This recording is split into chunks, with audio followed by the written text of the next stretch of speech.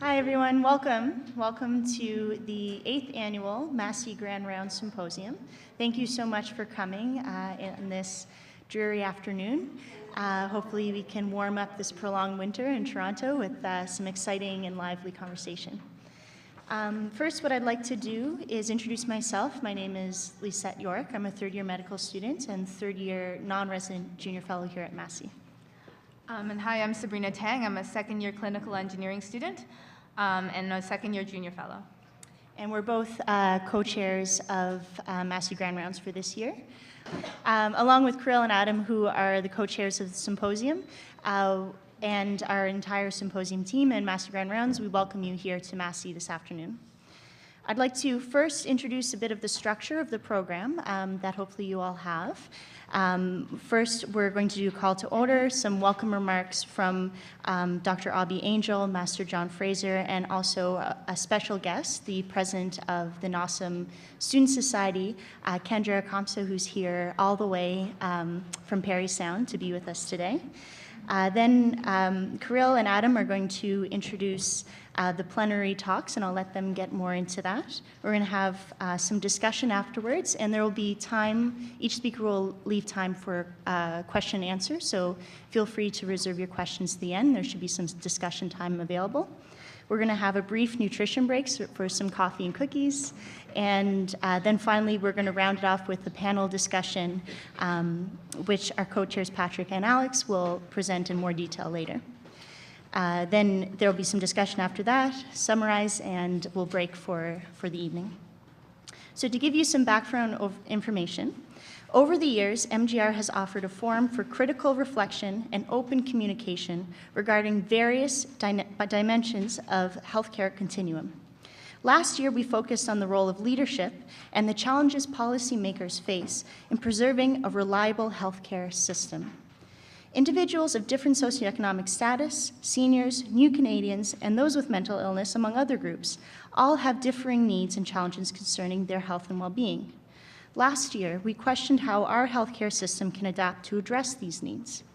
In today's symposium, we will hear from leaders in the areas of geriatric and psychiatric medicine, health geography, human resource planning, and health policy.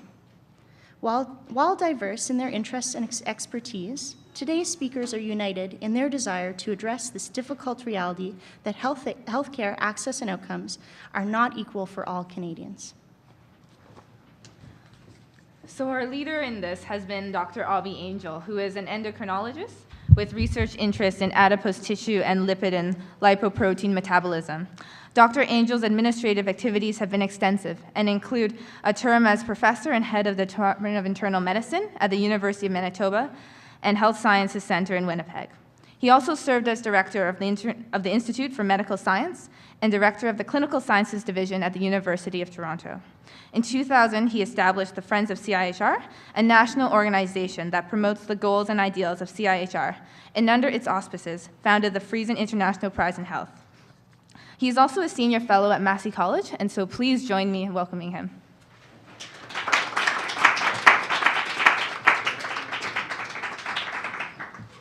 Thank you very much, co-chairs. It's a great pleasure to be here once again at our 8th annual MGR Symposium. Of course, this is the major event in our calendar of activities, and one in which the junior fellows as a group participate throughout the year to develop for your interest and information.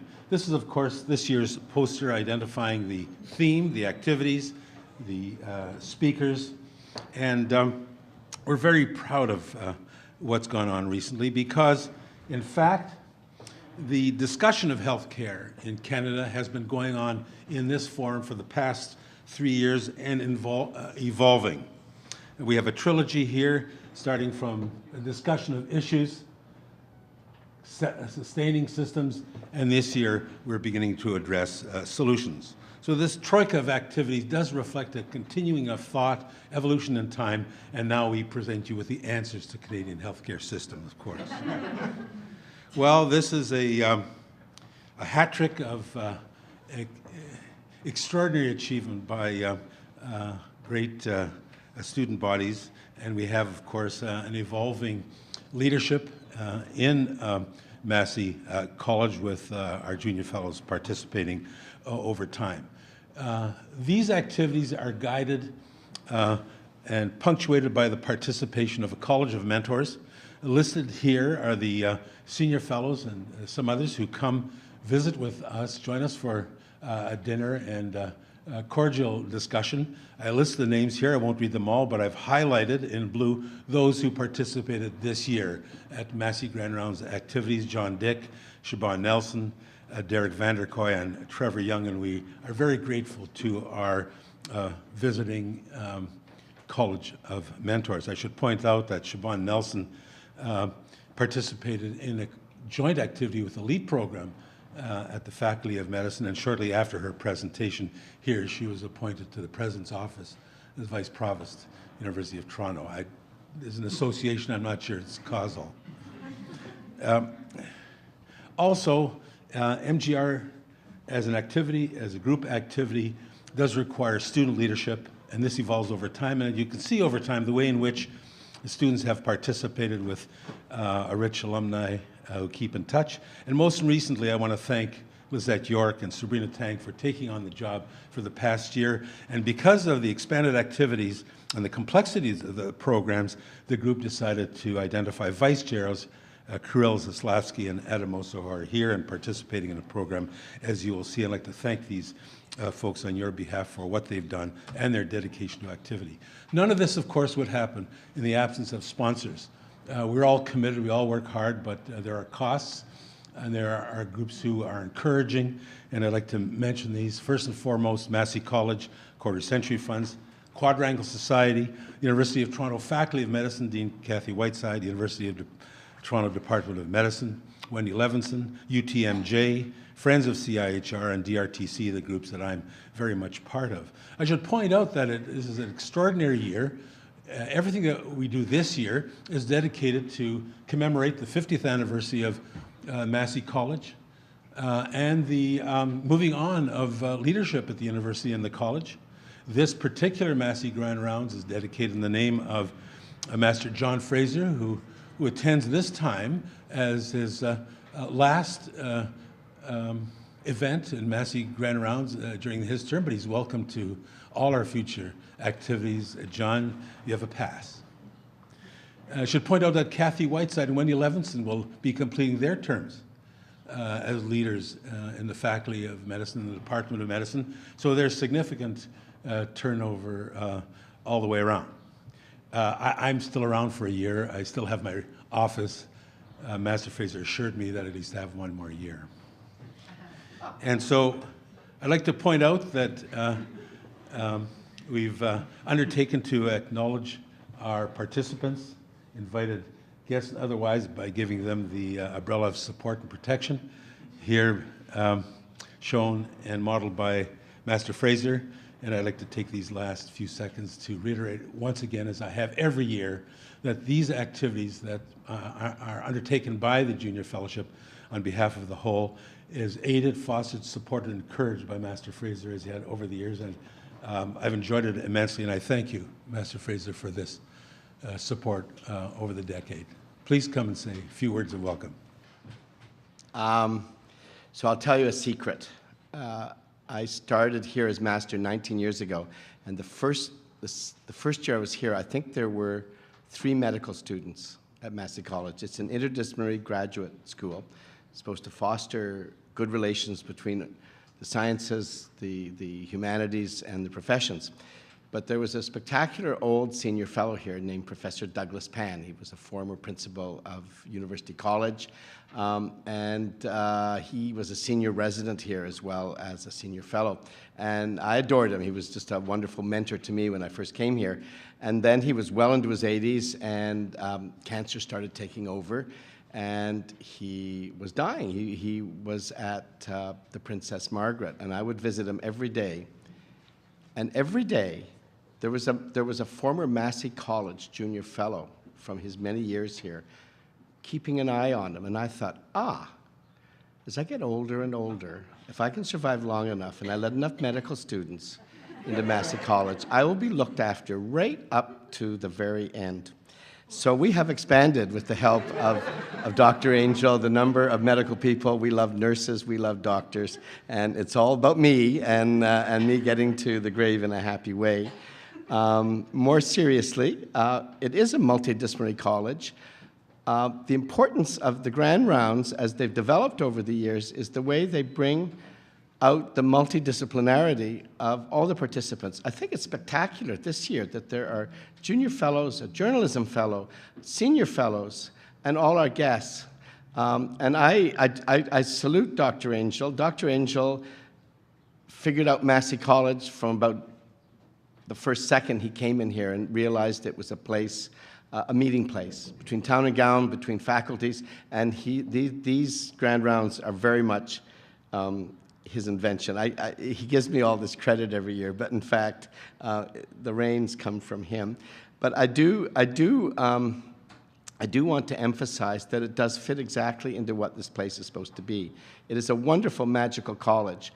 And part of my gig coming up every year is if there's anyone out there studying in the health sciences or other places that doesn't know about Massey and is interested in it, there are brochures available in the Porter's Lodge all the way around. If you'd be interested in applying to come to Massey, there's not that many positions, but it's coming up soon. And if you talk to any of the junior fellows here, they'll tell you what life is here. It's a wonderful institution, and the very fact that you are here now is kind of serendipitous. So if the place appeals to you, inquire further. I should just stop. I'm just going to go on talking about Massey College and everything. I should let you get on with the Grand Rounds, but I'm very proud of this institution. It's been great for the college. I do particularly want to thank the dean. She has been on our side from the beginning, and the collaborative relationship has been wonderful. Wouldn't happen without the support of also the Faculty of Medicine. So particularly though, it wouldn't happen. He says it wouldn't happen without me. It wouldn't happen without him. So thank you, Dr. Angel. And thank you all of you. Just a housekeeping note as we proceed. The proceedings are recorded and they are streamed, webcast, and will be online and available on the MGR site. And we are in Twitter communication with the folks in NOSM and elsewhere. So be advised, and we assume that you all agree to be recorded visually and audiologically. Thank you. Hi everyone, my name is Kirill. I'm one of the vice chairs and a junior fellow at Massey College. So today, before we proceed with the plenary program, we're just going to hear a brief address from a special guest here. And so, as Abhi mentioned, for the past 3 years, we focused on equity in the healthcare. Oh, sorry, my apologies. Is this okay? Yeah, that works. Okay, and so for the past 3 years, we focused on equity in the healthcare system, and we've partnered with the Northern Ontario School of Medicine in helping us craft the issues, and we've been in touch with their student body. So today we're going to hear a bit from Kendra Komsa, who's the president of the Northern Ontario School of Medicine Medical Society.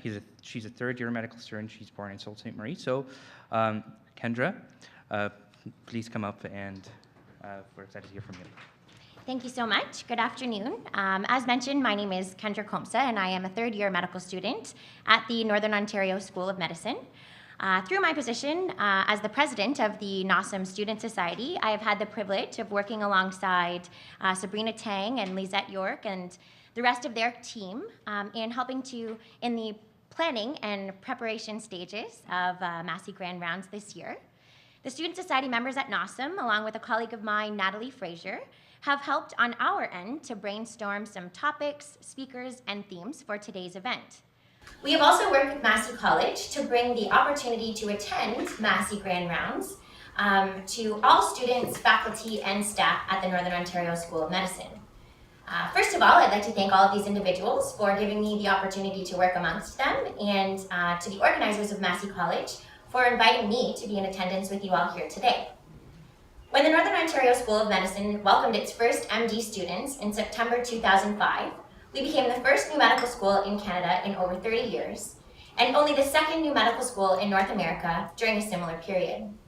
The Northern Ontario School of Medicine is hosted by 2 universities, Lakehead University in Thunder Bay and Laurentian University in Sudbury. and thus the two campuses are separated by over 1,000 kilometers. The school has developed and delivers a distinctive model of distributed, community-engaged, and socially accountable medical education. The school brings together over 70 community partners, over 1,000 clinical, human, and medical sciences faculty, and more than 2,000 employees. In line with our social accountability mandate, the undergraduate program and the residency program at the Northern Ontario School of Medicine have graduated successful physicians who are practicing all across the North, as well as in many other parts of the country.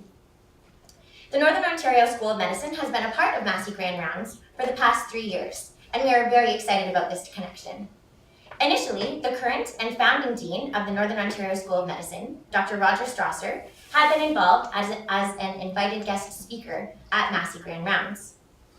Our students and staff were extended an invitation to attend Massey Grand Rounds via video conference last year, and we have worked harder this year to increase our collaboration with Massey Grand Rounds increase the number of students, staff, and faculty who are able to attend via web streaming today. Additionally, our previous Dean of Undergraduate Medical Education, Dr. Lisa Graves, has been a big influence on increasing the collaborative network between NOSM and Massey College. We at NOSM feel privileged to be a part of a successful event and look forward to increasing our collaboration with Massey Grand Rounds in the years to come.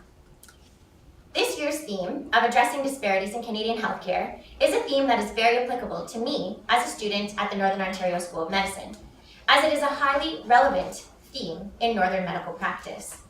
For instance, throughout my education at NOSM, I have traveled to many communities throughout the North and have experienced firsthand the health disparities these communities face, including lack of funding, geographic isolation from specialists, and specialized services. I feel as though I can speak for my colleagues at NOSM when I say that we are very interested in delivering a model of healthcare to the communities of Northern Ontario that is more equivalent to other areas of the province and the country.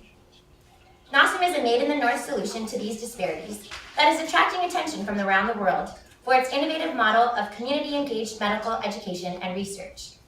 We therefore feel as though we bring some experience to share as well, as we stay true to our social accountability mandate of contributing to improve the health of people in northern communities. In attending sessions like the one we are having today, increasing our collaborative networks with institutions such as Massey College, and working together to achieve a common goal, I believe we are helping each other, the current and future healthcare providers of Ontario, to address the differences that lie between communities across the province. Thank you all again on behalf of the faculty, staff, and students at the Northern Ontario School of Medicine for working with us and for inviting us to attend Massey Grand Rounds. I think we are headed in a very good direction in terms of increased collaboration over the years. Thank you so much. Good afternoon, everyone. My name is Adam Mosa. I'm a second-year master's student here at the U of T and a second-year junior fellow at Massey College. We'll now be starting the plenary discussions for the afternoon, and Carol will introduce our first speaker. So first up will be Dr. Samir Sinha. And Dr. Samir Sinha received his medical and postgraduate training in Canada, the United States, and the United Kingdom. He's a Rhodes Scholar and earned a doctorate in sociology, giving him a unique ability to analyze complex health policy issues from medical and sociological perspectives. Most recently, he has authored a report, Living Longer, Living Well, for the Government of Ontario, outlining key issues and recommendations to inform a senior strategy of Ontario. The data tell of this talk is addressing healthcare disparities for older Ontarians. Sorry, Dr. Sinha, we'll run through all of our speakers for the plenary session first. Next up will be Dr. Bruce Newbold. Dr. Newbold is a professor and director at the School of Geography and Earth Sciences at McMaster University. Dr. Newbold's research focuses on the population and demography issues, and he has a particular interest in health and immigration issues and what these mean for our population. Today's talk is entitled, Do Community Services Work? And our third speaker today in the plenary session is Dr. David Goldblum, one of the chronic college members of the Chronic College of Mentors. Dr. Goldblum was born in Montreal and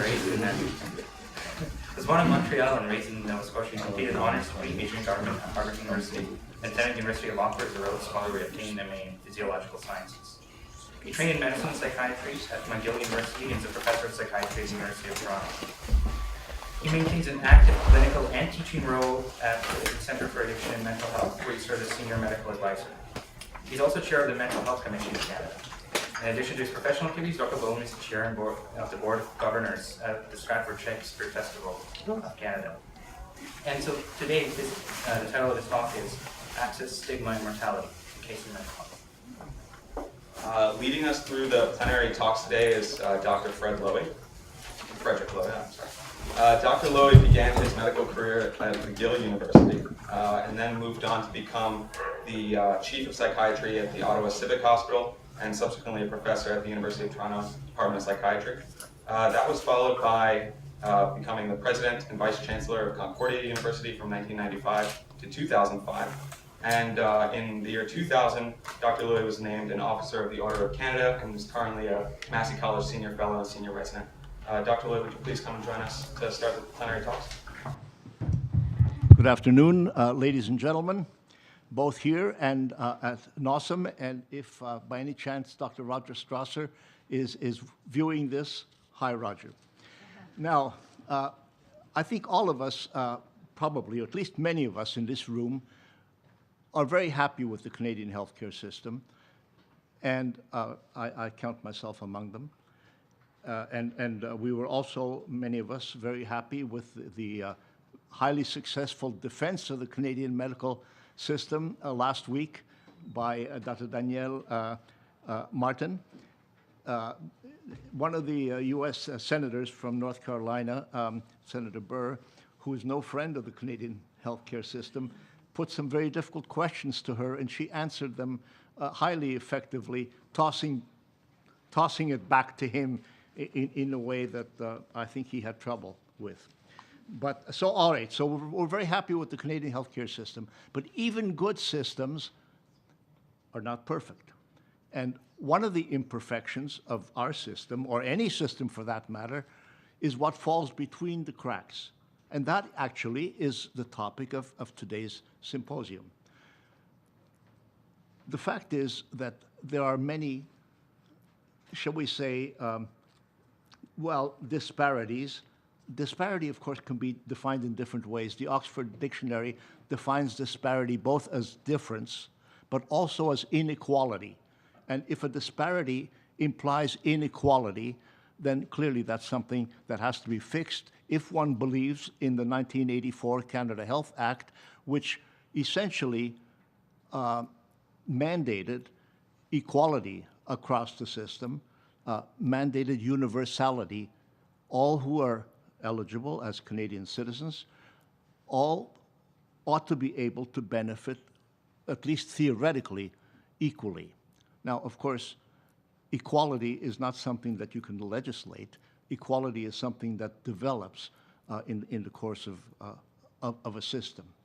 So and of course there are many disparities. There's a geographic disparity, there's a social disparity, there's a special groups disparity, there's an age disparity, there's a geographic disparity, and of course the large disparity in any system is the difference between what is promised and expected and what it's possible to deliver. Nevertheless, so now I just wanted to underline, number one, we're very happy with the Canadian healthcare system as compared with systems in other parts of the world, particularly with our great neighbor to the south. But at the same time, there are problems, and some of these problems are going to be addressed today, and we have three distinguished speakers, and since they've just been introduced, I will not reintroduce them, of course, so without further ado, I would ask Dr. Sinha if he would come forward. So just building on some of the previous conversations right before this, I just wanted to mention that actually I think Master Fraser's stroke of genius is when he actually not just started having more medical students participating, but he started creating geriatricians. And actually one of the first co-hosts for the first 2 years of the Massey Grand Rounds is Fiona Menzies, who's a geriatrician who we just hired at University Health Network last week. So I think it's a nice way to bring everything together, kind of in the spirit of what the rounds have been about. So I'm here to talk to you for a few minutes about addressing health disparities for older Ontarians, and I look forward to sharing with you some examples of how we're trying to address this as well. So the context really, when you just look at aging in Ontario and the issue of aging in Ontario, is that right now 14.6% of Canadians, and Ontarians for that matter, are actually 65 and older. But we know that as we get older, we're more likely to encounter health and social care concerns, and hence why this small percentage of our population represents nearly half of our current health and social care spending. But we also know that Canada's older population is set to double in numbers over the next 20 years, while the 85 and older population is set to quadruple. So this is when we think about what are some of the big things that are going to be happening within our healthcare system. You can see there's a significant demographic imperative ahead of us. And so some people will look at this and say, well, this is an absolute challenge, and the elderly will bankrupt Canada, but I also see this as an opportunity. So when we actually founded, well, when Massey College was founded, just over 50 years ago now, that's when we founded Medicare as well. Does anybody know what the average age of a Canadian was at that time? 42? Any other guesses? 75? Any other guesses? 27 years of age, right? So the average Canadian was 27 years of age, and your life expectancy when Massey was created and Medicare was founded was about 67 years of age. Now that was an improvement from 1900, when our life expectancy in Ontario was 51 years of age, right? So we've made enormous progress when we think about the system, but I always say the patients have changed and the system hasn't. The average age of a Canadian today is 47 years of age, and the majority of our healthcare system's utilizers are actually older adults. So have we actually created a system that is more designed towards their needs? Here's an example. This is the data on Ontario hospitalizations from the previous year. And you can see, again, 14.6% of our population, but representing 39% of our hospitalizations and actually 58% of our hospital bed days in Ontario. So you can imagine that as a medical student and as an intern here in Ontario, but having grown up in Manitoba, I was actually convinced that in Ontario, maybe the strategy when you retire is to sell your house and go and live in a hospital, right? Because I have the data to prove it. So I actually then found this paper that was written in 1995 by a gentleman, a researcher by the name of Walensky. And he asked that question. He said, well, how often do older adults hang out in the hospital, right? So he actually followed a cohort of 7,500 older adults who are all 70 and older over a 7-year period. And he simply just wanted to see how often they go spend time in the hospital. Because I'll just give you this statistic. Now most of us in our society today, luckily, will actually make it to the age of 65. And if we do make it to 65, we have about 20 years of life expectancy ahead of us. 17 of those years are going to be in relatively good health.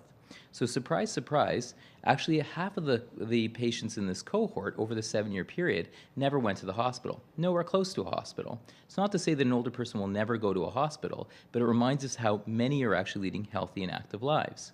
But we also know that another percentage were also consistently low users. That meant that they went to the hospital once over the 7-year period. That might have been to get that elective knee replacement so they could continue coming regularly to Massey Grand Rounds and doing many other activities that they wanted to do. The rest of the pie that would add up to 100, which would be about 30-something%, would represent those people who use the hospital 2 or more times on an annual basis. And what he focused on were these 2 particular pieces of the pie. One he called the consistently high users, and then there were the inconsistently high users, just over 10%. And really what he was able to demonstrate was, well, who is a consistently high user? Might be an individual with a diagnosis like congestive heart failure or chronic obstructive pulmonary disease. Illnesses that tend to flare up on a regular basis, and if you don't have good proactive home and community care and primary care, it can sometimes land you in hospital on a regular basis. The inconsistently high users may have those same diagnoses, but they may have a complicating factor, like a mental health diagnosis or dementia, because we know just having dementia increases your risk of hospitalization by 50%. Okay? So basically, what Walensky was able to tell us about our older population was that actually only a small percentage of all older adults are consistently extensive users of hospital services. So then he went one step further and he said, okay, well, we have some clues here, maybe mental health, maybe dementia, maybe chronic health issues, but is there anything else that characterizes that 10%? Because in health policy dialogues now, you'll hear about Health Links as a new initiative in Ontario, and it's about focusing on the 5%, the 10%, the greatest users of our healthcare system that are small in numbers, but significant users. So he actually found there were 3 factors in particular, and these are the 3 factors that in my work as a geriatrician, these are the things I have to make sure that I'm addressing, because if I'm not addressing them, I'm missing the point, and this person is going to come back to hospital or not do well in the community. And the 3 things he discovered were this. One was something I like to call polymorbidity, meaning multiple chronic health issues, right? And you probably heard this in previous grand rounds, that these individuals, and to be in this club, you just need to have 4 conditions, okay? So if you have congestive heart failure, I bet you probably have an underlying heart condition, so coronary artery disease.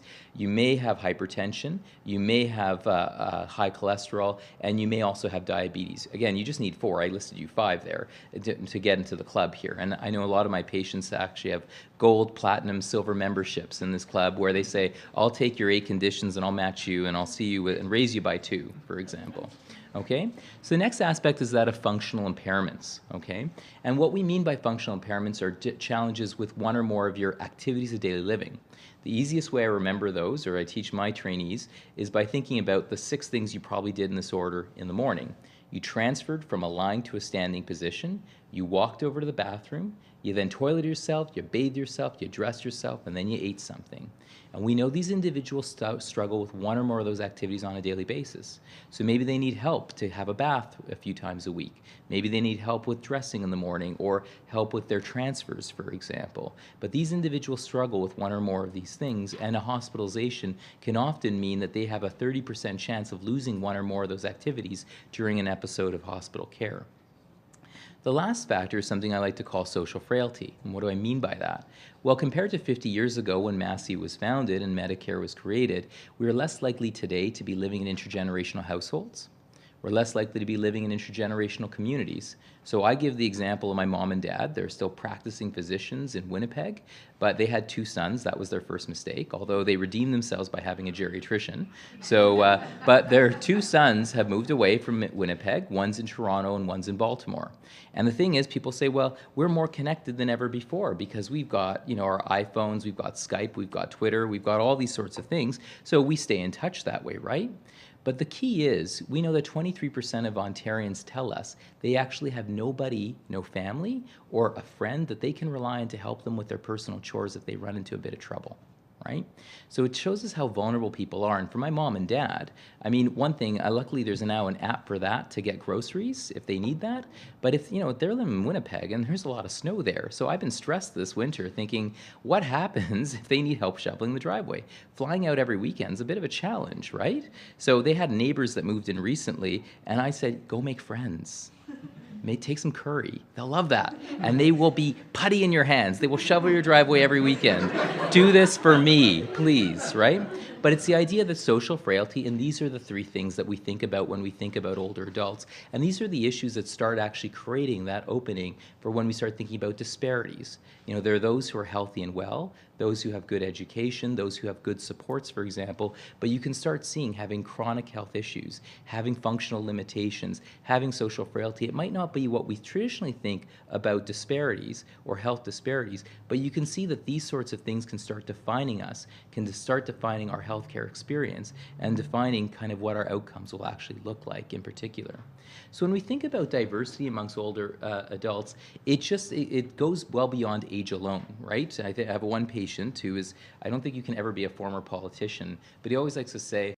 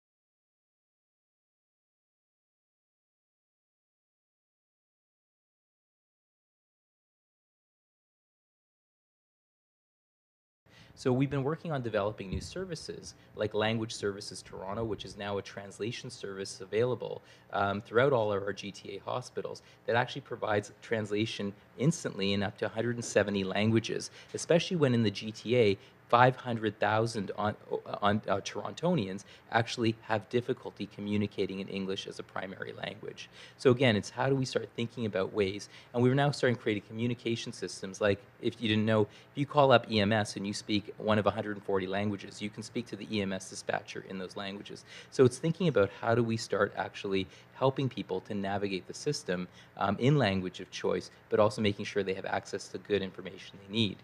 When we talk about our current health, our current and future health and social care professionals, one of the issues that I've had, and I've talked to all the deans of the medical schools about this as well, is that we have no current requirement to learn about geriatrics, right? Now, all of us who are training in medical schools in Ontario have mandatory training in pediatrics, but we don't necessarily have mandatory training in geriatrics per se to the level that's actually expected. And that's not just with physicians, that's with nurses, that's with social workers. So the minister and I hosted a recent summit where we brought all the lead educators together from around Ontario to say, how do we actually address this in a thoughtful way to make sure our current and future healthcare professionals understand some of the factors that I talked about and how we can expertly address them. We also tend to not talk to each other well within between sectors and professions, and we may hear about that a little bit more in our talks that are coming up, and so we tend to work in silos and not as a system. And the other challenge is that we tend to be very reactionary in our healthcare planning. So we just see something on the front page of the Toronto Star, we respond to that, but are we actually thinking about what are the services we need for 10, 20 years from now, especially when we know that our older population is going to double? So what's the right mix of services that we need, and how do we start investing? So I argue in which the way our cities, our communities, and our healthcare systems are currently designed, resourced, and organized often disadvantages older adults, particularly those with chronic health issues. But as Canadians and Ontarians, our care needs, preferences, and values are evolving as a society with increasing numbers of us wanting to age in place. So we developed a senior strategy starting in 2012, really to try and meet the Ontario government's vision of making Ontario the best place to grow up and grow old in North America. And Ontarians told us they wanted to make sure that as we were creating recommendations towards healthcare transformation, that we followed 5 key principles. And I want to point out that one of them, beyond value, choice, access, and quality, was that about equity. Thinking about equity in the broadest sense in terms of, are we making sure that we can provide services to older adults in ways that can provide them equitable access, but also things that recognize the diversity that we really should celebrate as Ontarians as well. So when strategy meets diversity, I mean, the question starts becoming, are we having services in one's language of choice? Are the services actually geared towards the diverse needs of older patients in particular? Are we thinking about the services that we provide and how we do that? So an example of this is at Mount Sinai Hospital, we've actually geriatricized all of the typical medical orders for patients coming to our general internal medicine service. So we've actually made sure that we don't automatically order any medications that could be harmful to older adults. And we know that by embedding that sort of care into the routine practices, by taking away the medications that could cause harm and replacing them with choices that don't cause harm, we've actually been able to see incredible changes in our overall outcomes. So the key is that we've been able to see this by, again, thinking about the diverse needs and actually making sure that we're now proactive in screening for some of those issues of polymorbidity, functional impairments, and social frailty right from the point that a person hits the emergency department. If you're 65 and better, that's what happens now as well. So again, we talked a little bit about Language Services Toronto and how we can support older adults, but also services geared to social and ethnocultural needs. So increasingly we're seeing a need for, day programs, Meals on Wheels, ethnocultural facilities, but things that, for example, take into account our diversity, beyond our physical or other needs. And are we making sure that services are really matched towards people's needs in that way, in terms of understanding the diversity and making sure that care is safe and competent as well. So are we making sure that our service providers and experiences are culturally competent and aware? So for example, when we think about our services for Aboriginals and our LGBT populations, are we making sure that our services are inclusive? So I actually was invited by the chiefs and the elders of the James Bay coastal communities when I was working on the strategy. And they said, we want you to come up here and understand what our experiences as elders in the Ontario healthcare system are. And it was pretty appalling, for example. One of the things were they don't actually have CCACs out there providing home care services. In fact, many of the elders actually said, we don't actually have any home care services because we don't have any personal support workers here. So when we become too frail, we get shipped off to a nursing home in a community that's 500 miles away, and that's not how we aspire to age in place. So I asked them, well, what do you want? What do you desire? They said, we'd like to age in our communities. We'd like to, we'd like the support to age in place. Well, that's what Mr. W, my 104-year-old patient who just lives around the corner here, says as well. So in many respects, we're quite united, but how do we address those disparities? So when we started digging a little bit deeper, we said, well, why can't we get personal support workers? Why can't we actually support people that way? And we actually found that in order to do traditional training, people would have to leave their community. Traditionally, these were women who would take on these roles. They'd have to leave their community for 6 months when they had other obligations as well. And so what we did was we actually brought the training to these communities, and we've had record numbers of locals training to become personal support workers. The first are going to graduate in July. We're actually having an overabundance actually now, but that's great because people will get the care in their communities that they're asking for.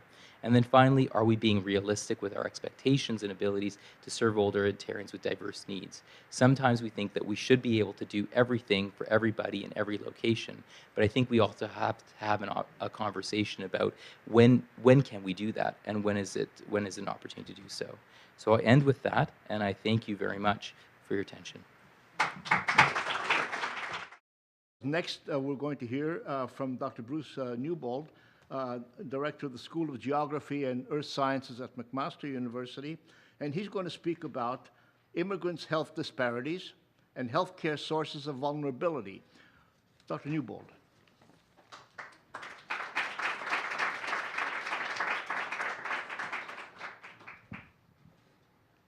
Thank you very much. And just while the presentation is coming up here, I'd like to express my thanks to the organizers, the chairs, the co-chairs, to Abhi for this afternoon. It's a pleasure to be here and to speak to you. And I think you'll see some similarities between what I'm talking about here and what Dr. Sinha talked about just previously.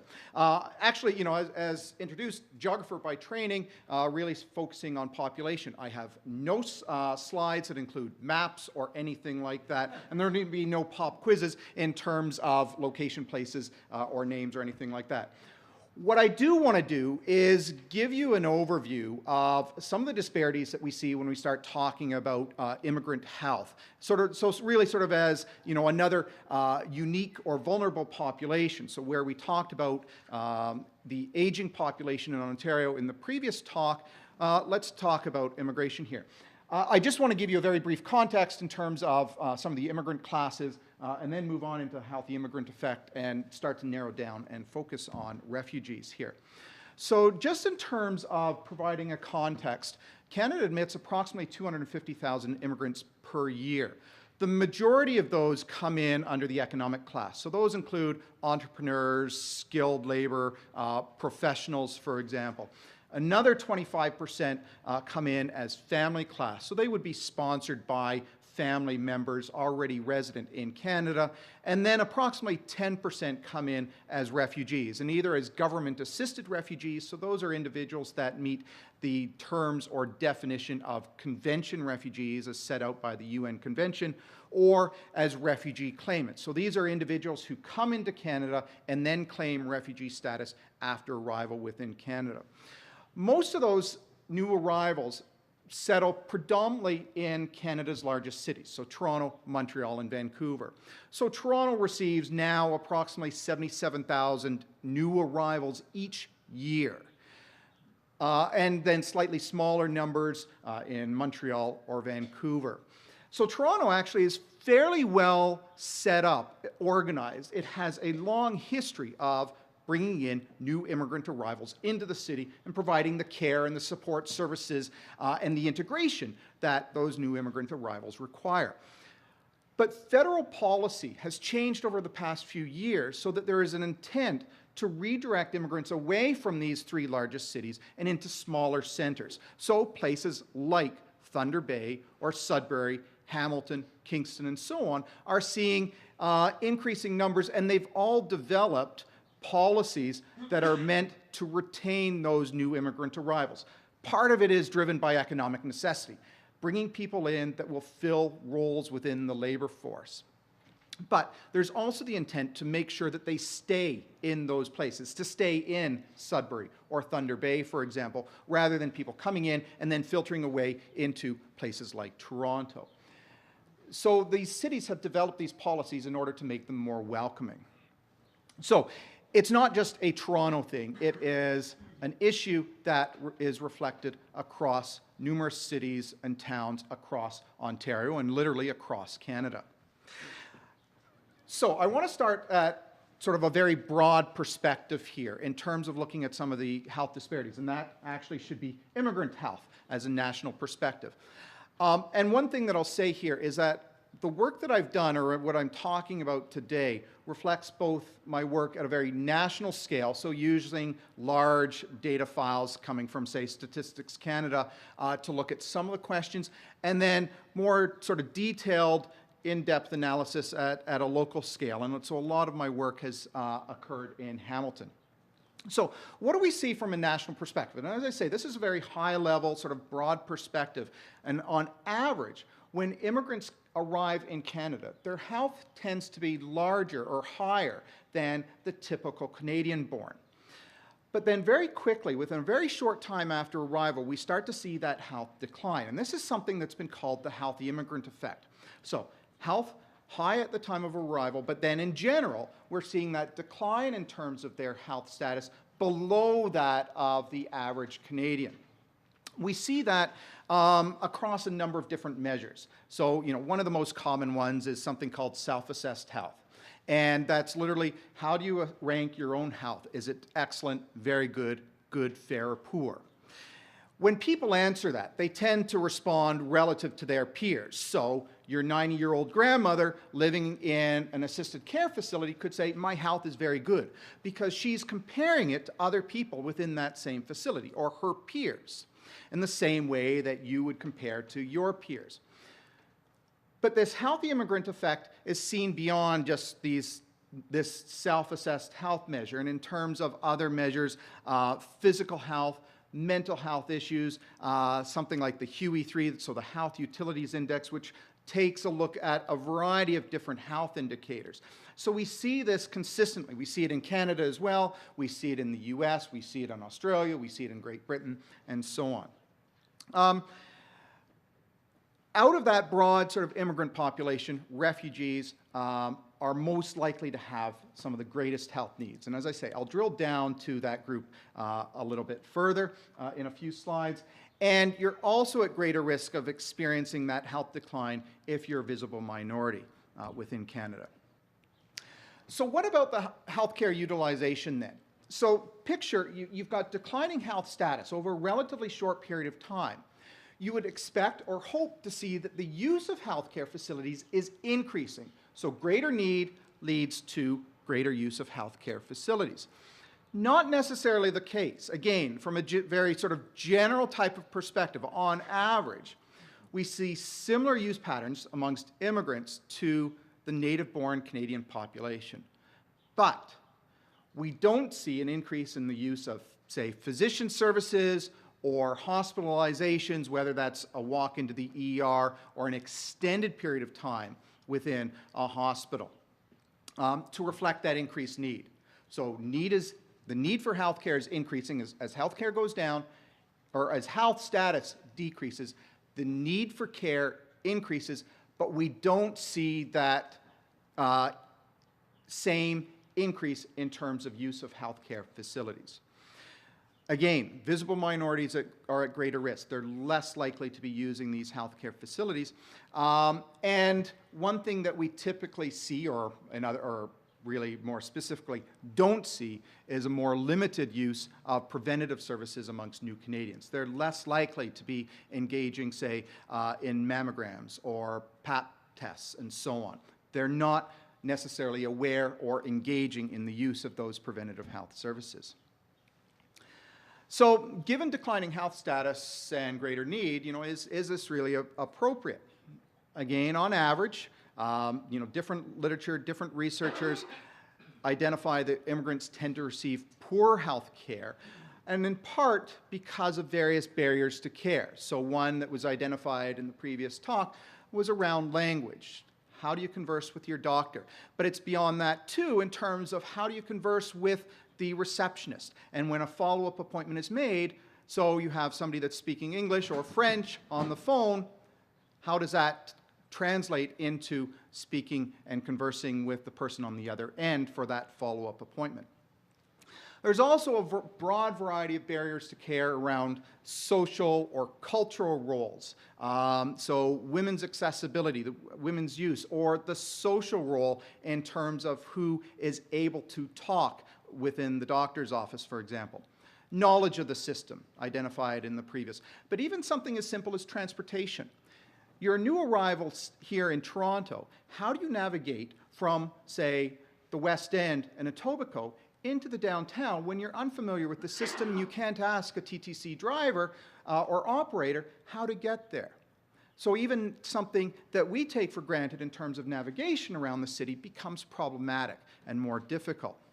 Issue of insurance is huge amongst new arrivals, and I'll come back to that in a moment, along with mental health issues. And we've done some work around sense of belonging, integration into the community amongst new immigrant arrivals, and how important that is for them to feel a member of the local group or local community in terms of their own mental health. Refugees. Take a look, and we have a diversity of sources for refugees. So this is literally a handful of some of the largest sources of refugees coming into the country at this time in our history. Refugees more likely to experience these declines in health, and they certainly exhibit greater vulnerability, greater disparities in terms of their health status. So the question is why? And yes, it's a relatively small population. As I said, it's about 10%, but it's still very significant here. Certainly a more vulnerable population from a number of different perspectives. So first of all, barriers to care. So some of the things that I mentioned just on the previous slide tend to be magnified amongst the refugee population. In part, new arrivals don't necessarily have that built-in community and support network or family and friends that they're able to draw on when they arrive. Security is a huge part of how these new refugees feel if they're embedded within the local population. And that differs, or that security differs importantly by their refugee status. So convention refugees are eligible for a series of programs, English as a second language programs, access to community care services, some limited health type of insurance. But for a refugee asylee, a claimant, they're much more tenuous. They don't know if they're going to be here in Canada for any extended period of time because their case is being heard. And over that time, they can't access community care centers typically. They can't access much of our welfare. They have some access to Ontario Works as an income source, but that's typically insufficient to meet their monthly or daily needs. So the status of refugee arrivals is a huge issue. Health versus other short-term needs, such as housing or food or employment. What we've seen is that healthcare actually is relatively low on the priority list amongst new arrivals. What's more important, making sure that there's food on the table, making sure that there's shelter over their head, for example, finding employment. And then they can start to consider where their health is and what they need to do. Refugees often experience violence, and coming from refugee camps, for example. The social roles mentioned in the previous slide, but certainly those social roles, who is able to act, who is able to talk, what role do they have in society. Mental health, we see greater mental health needs amongst refugees, often coming in with existing health issues, and this population often lacks a voice here because of their relatively tenuous type of situation.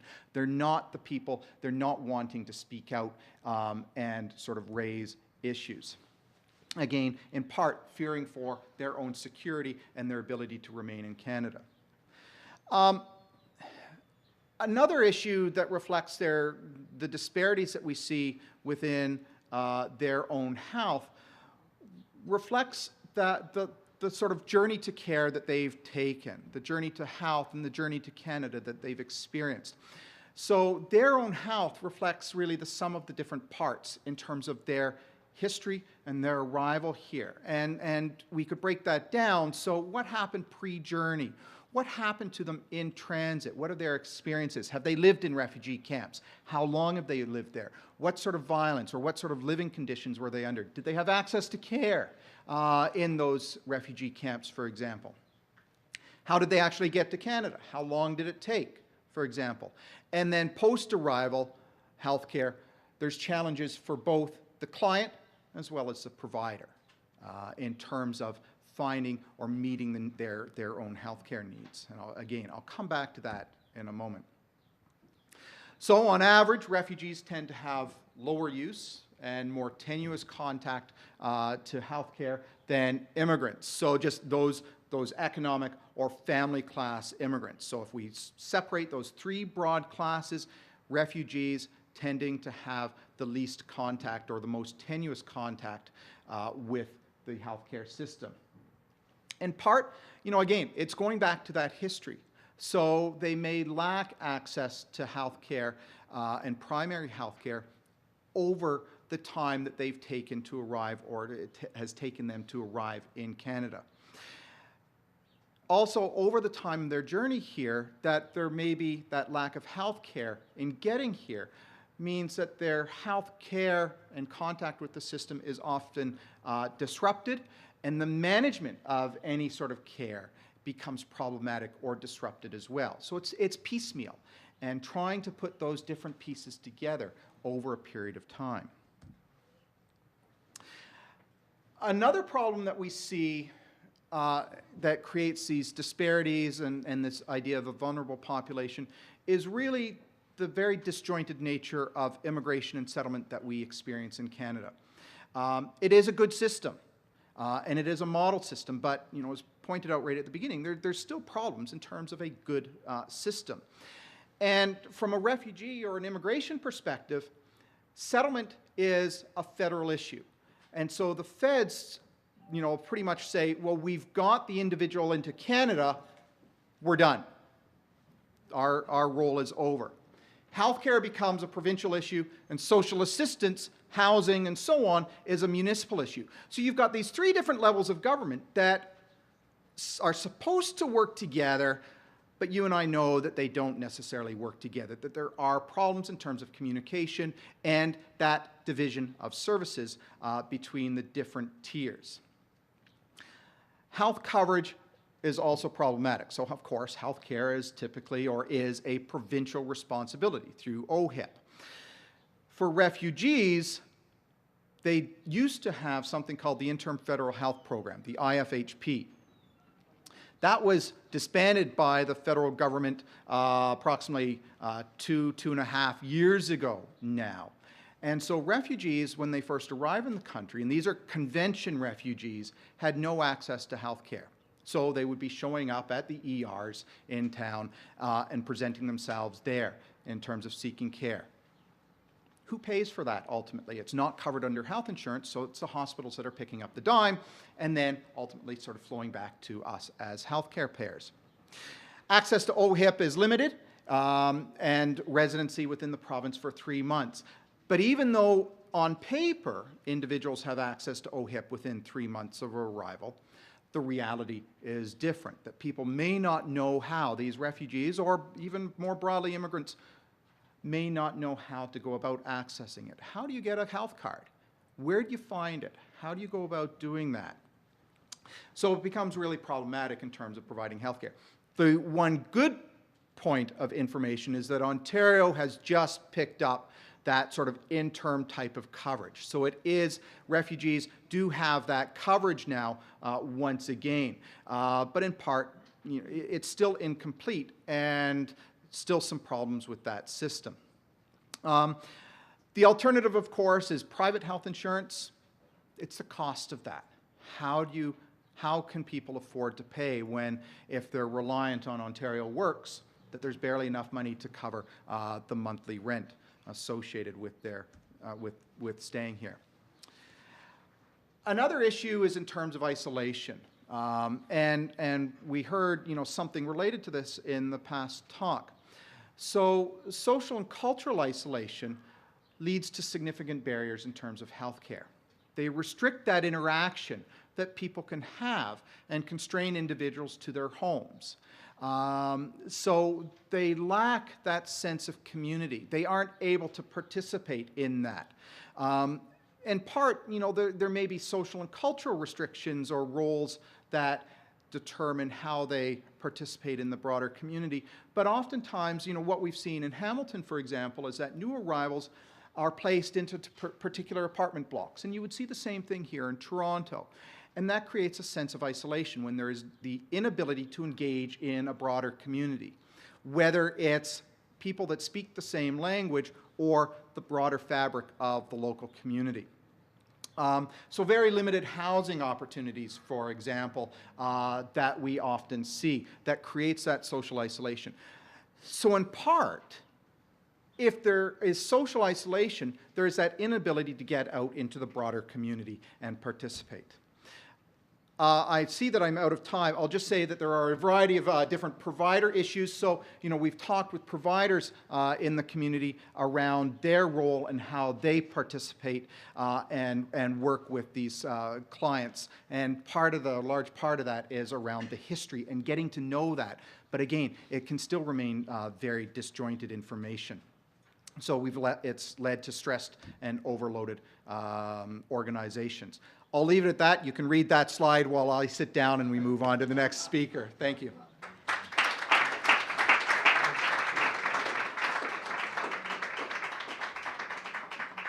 Thanks very much, Dr. Newbold. We now turn to our final speaker today, who is Dr. David Goldblum. He's going to speak about access, stigma, and mortality, the case of mental health, by which I imagine he means mental illness. Now, I can't think of anybody in Canada better equipped to address these particular issues than David Goldblum.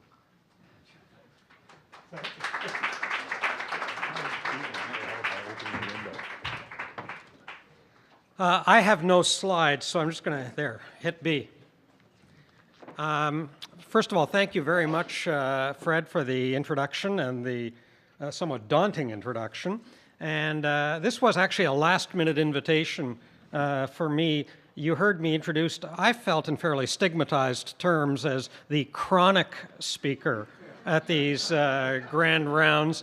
But I have to say, this is actually the first time I've been allowed to participate in the grown-up section of the grand rounds, because I'm usually limited to the last-minute limerick, which I composed during the break to try to summarize the grand rounds. That's usually the only time I'm allowed to speak. So I'm very grateful for this last-minute invitation. I was very honored until I noticed the envelope was addressed to occupant. Yeah, chronic occupant. Now, this is an academic grand round, so let me say I have no disclosures. I have no honoraria, consultancies, or research grants from the pharmaceutical industry for more than 2 decades now. I'm a clinician and an academic at the Center for Addiction and Mental Health. I do have a financial relationship with Massey College, however. I give them a great deal of money over the years. And I work at CAMH, which is, of course, home to the largest geriatric mental health program in Canada, as well as home to really an international center for research on the experience of immigrants and refugees to the most diverse city in the world. So it's totally appropriate that I have an opportunity to follow the 2 speakers, although with far less content. Now, some of you may be familiar with the fact that the Public Health Agency of Ontario, in collaboration with ISIS, released a report in 2012 on the burden of mental illness and substance abuse in Ontario.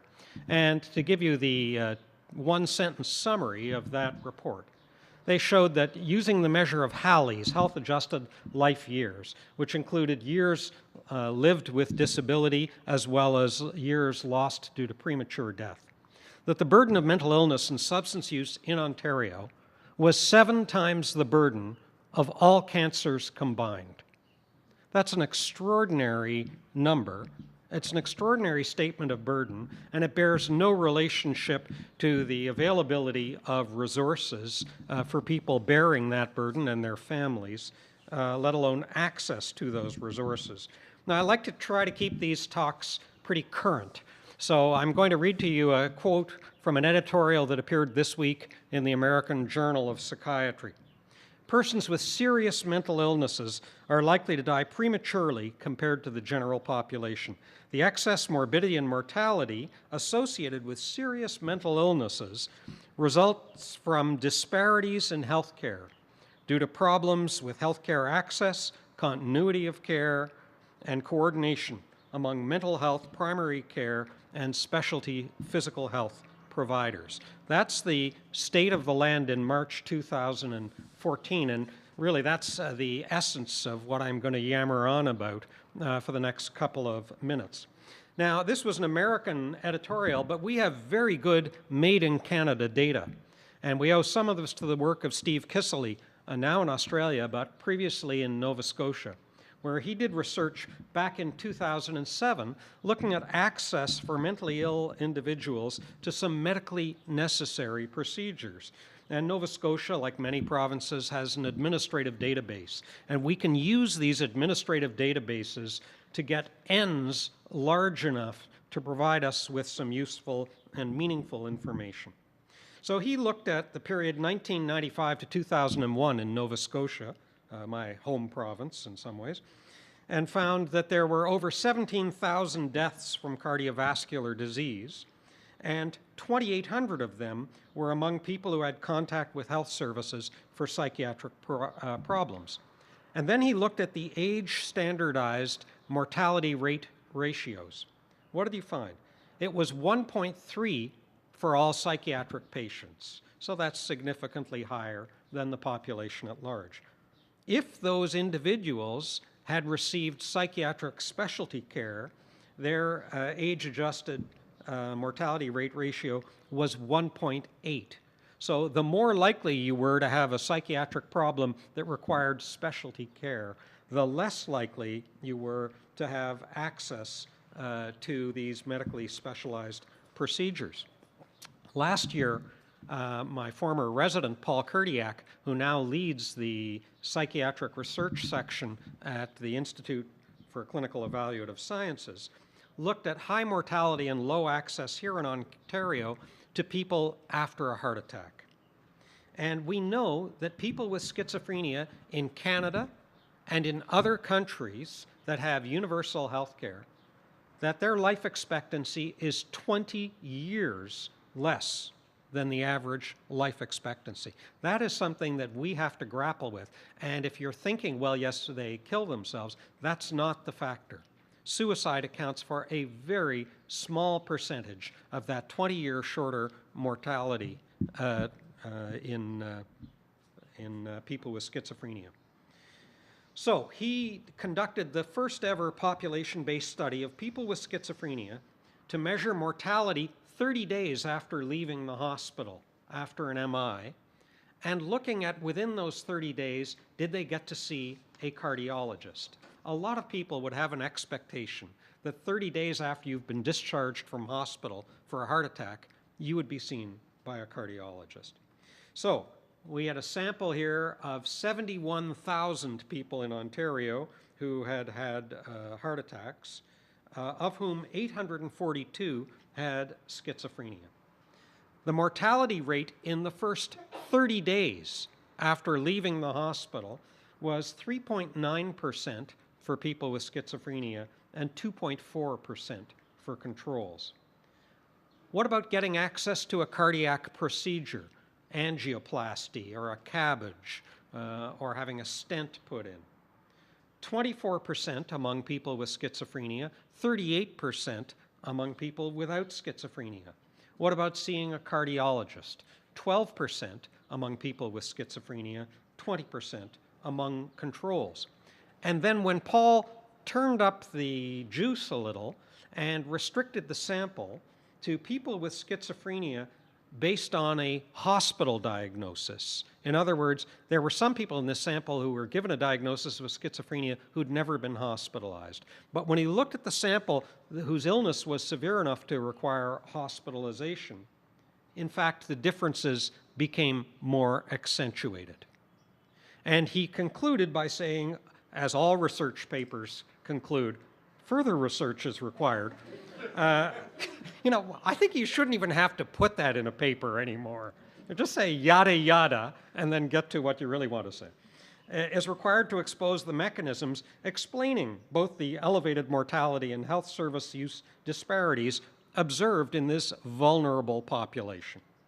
And indeed, inequitable access to revascularization procedures in people who have cardiac disease and a mental illness is a very I don't know whose that is, a very well documented finding in other populations as well.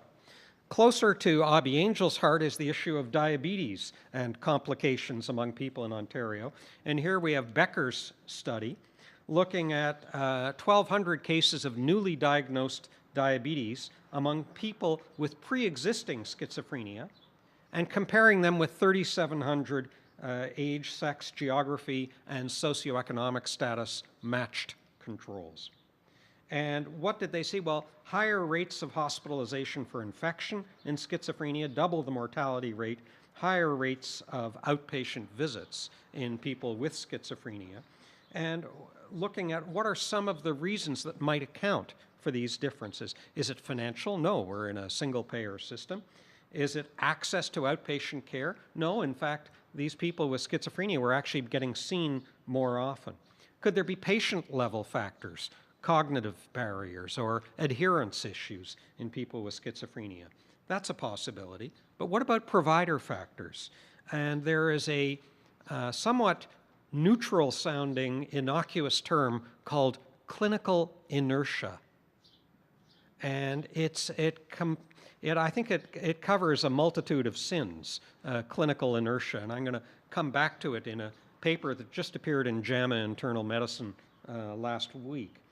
But clinical inertia, time constraints, stigma, lack of training are factors that have been suggested by Becker as accounting for some of these disparities, as well as a fragmented system of care and a lack of integration of mental health care and physical health care.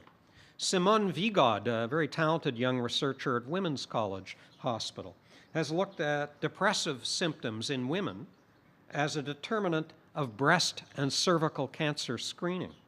And she published these results 2 years ago, showing that if you had scored clinically significant elevated scores for depression as a woman, you were going to be clinically significantly less likely to have a pap smear or a mammogram.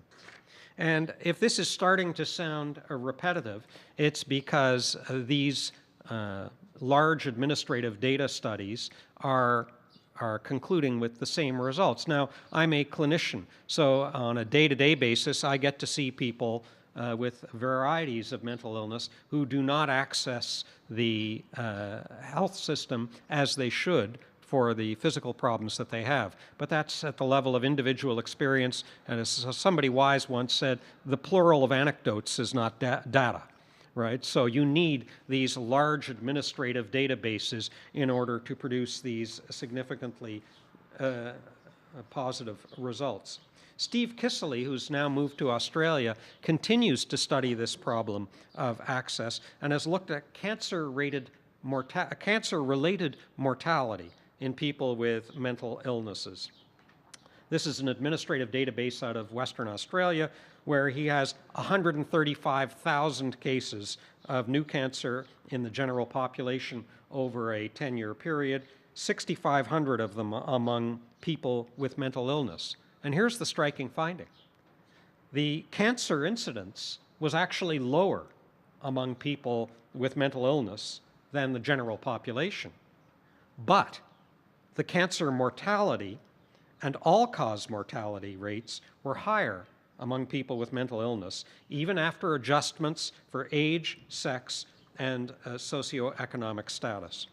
Metastases were slightly more common at initial presentation in people with mental illness, but the difference was 7.1% versus 6.1%, so not huge. Access to services, reduced likelihood of surgery in people with mental illness, and significantly fewer chemotherapy sessions in people with mental illness. And so Steve Kissley speculated, why might this be the case? Well, he said maybe cancer goes unrecognized in people with severe mental illness, although that's actually not supported by autopsy data from Denmark. They aren't full of undiagnosed cancers. People with mental illness receive poorer care, as they do for cardiovascular disease, as they do for diabetes, based on evidence from the United States, Canada, Australia, and Britain. So people with mental illness are in fact less likely to develop cancer, but more likely to die of it, especially colorectal, melanoma, prostate, and breast cancer.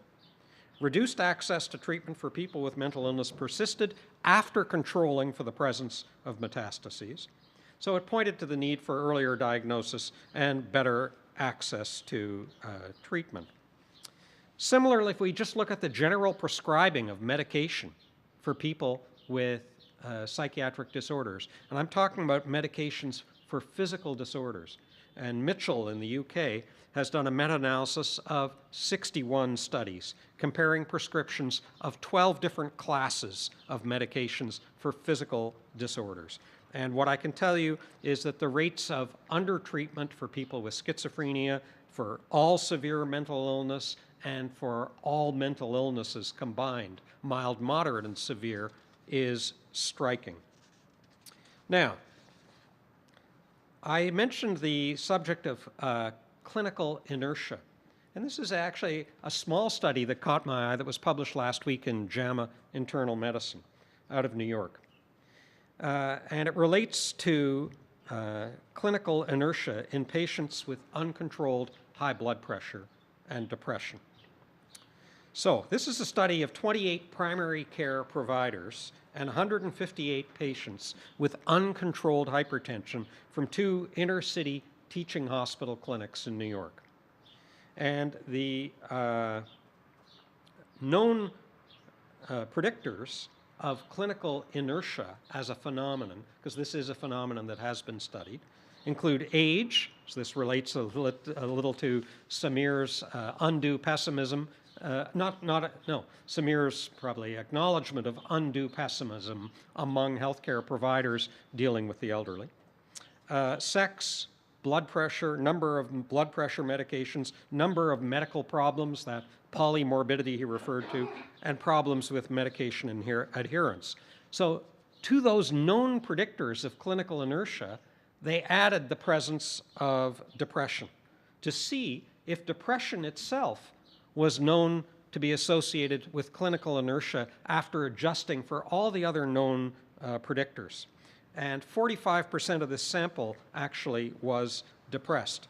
And the answer is bluntly that clinical inertia was much more common among depressed subjects than among non-depressed subjects.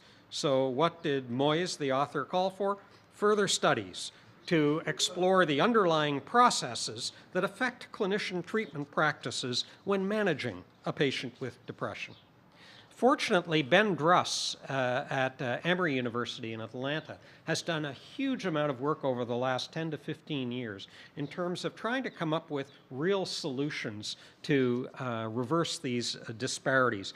And just this month, he published a randomized trial of a personal electronic health record And when I say personal, really one that's customized in a collaborative way between the provider and the patient for people with severe and persistent mental illness. And he did a randomized trial comparing this electronic personalized health record, something we can only dream of in Ontario, comparing that with care as usual. And so subjects were trained up in how to use these personal health records. They were encouraged to access it every 2 weeks. Controls received their typical medical and psychiatric care in the community. This was a sample of people, mean age 49, 85% African American, mostly poor, with a mean income of $7,000 a year, and at least 2 comorbid medical conditions. And what they found was that subjects accessed their personal health record a mean of 42 times per year, and that suddenly the proportion of eligible preventive services, whether it was physical exams, screening, vaccination, health education, jumped from 24 to 40% in the subjects and decreased from 25% to 18% in the controls. So this was a very pragmatic study, but one that tells us that nihilism is not warranted, even when dealing with people with severe and persistent mental illness when it comes to intervening for their health. So I'll conclude by saying that there are opportunities, first of all, for better integration of physical and mental health care. You'll know that at CAMH we recently received $60 million from the public and private sector for a medical psychiatry initiative to try to improve that integration. We have opportunities for better use of technology, whether it is these electronic personal health records or in fact leveraging the power of televideo to overcome the geographic disparities. And I speak to you as somebody who does televideo assessments every week to Northern Ontario, and it is totally user-friendly. I think the final thing, though, is to say that we need to fight stigma and discrimination, because that is the ugly undertone, that is the underbelly that accounts for at least some of this problem. That attitudes among health professionals towards people with mild, moderate, or severe mental illness leads to inadequate access to the care they need and deserve. Thank you.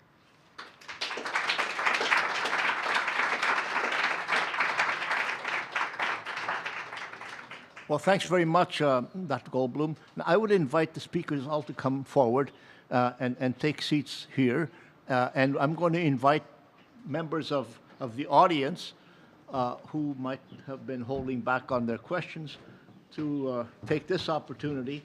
The floor is open, and okay, yeah. So.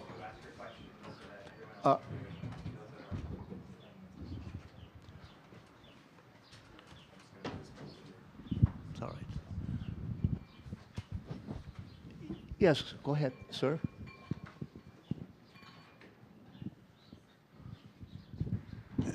Thank you for a wonderful series of presentations. My name's Colin Shapiro. I'm a professor of psychiatry. I'm going to ask David a question, and you very articulately describe things that one might have guessed the outcome of all the studies. I'm going to ask the flip side. Do you think in the controls there's a large undetected amount of mental illness that might have then actually made these results much more striking, and the sequel has to be, how do we screen for that mental illness? So if you take a certain amount of people who have heart attacks or something and they're known mentally ill, you get the question. Yeah, I think I get the question. In other words, had they refined the control sample in a more sophisticated way than a database can ever hope to do? I mean, this is the challenge, right? These are administrative databases. It is very hard to vouch for what isn't there. They're actually pretty good at vouching for what is there on the coding. But when you accept, I think, your inherent hypothesis that there is a certain amount of mental illness that goes undiagnosed and undocumented, my guess, and I use that term advisedly, would be that it would only serve to accentuate the differences between the mental illness group and the control population. Obi? Sorry.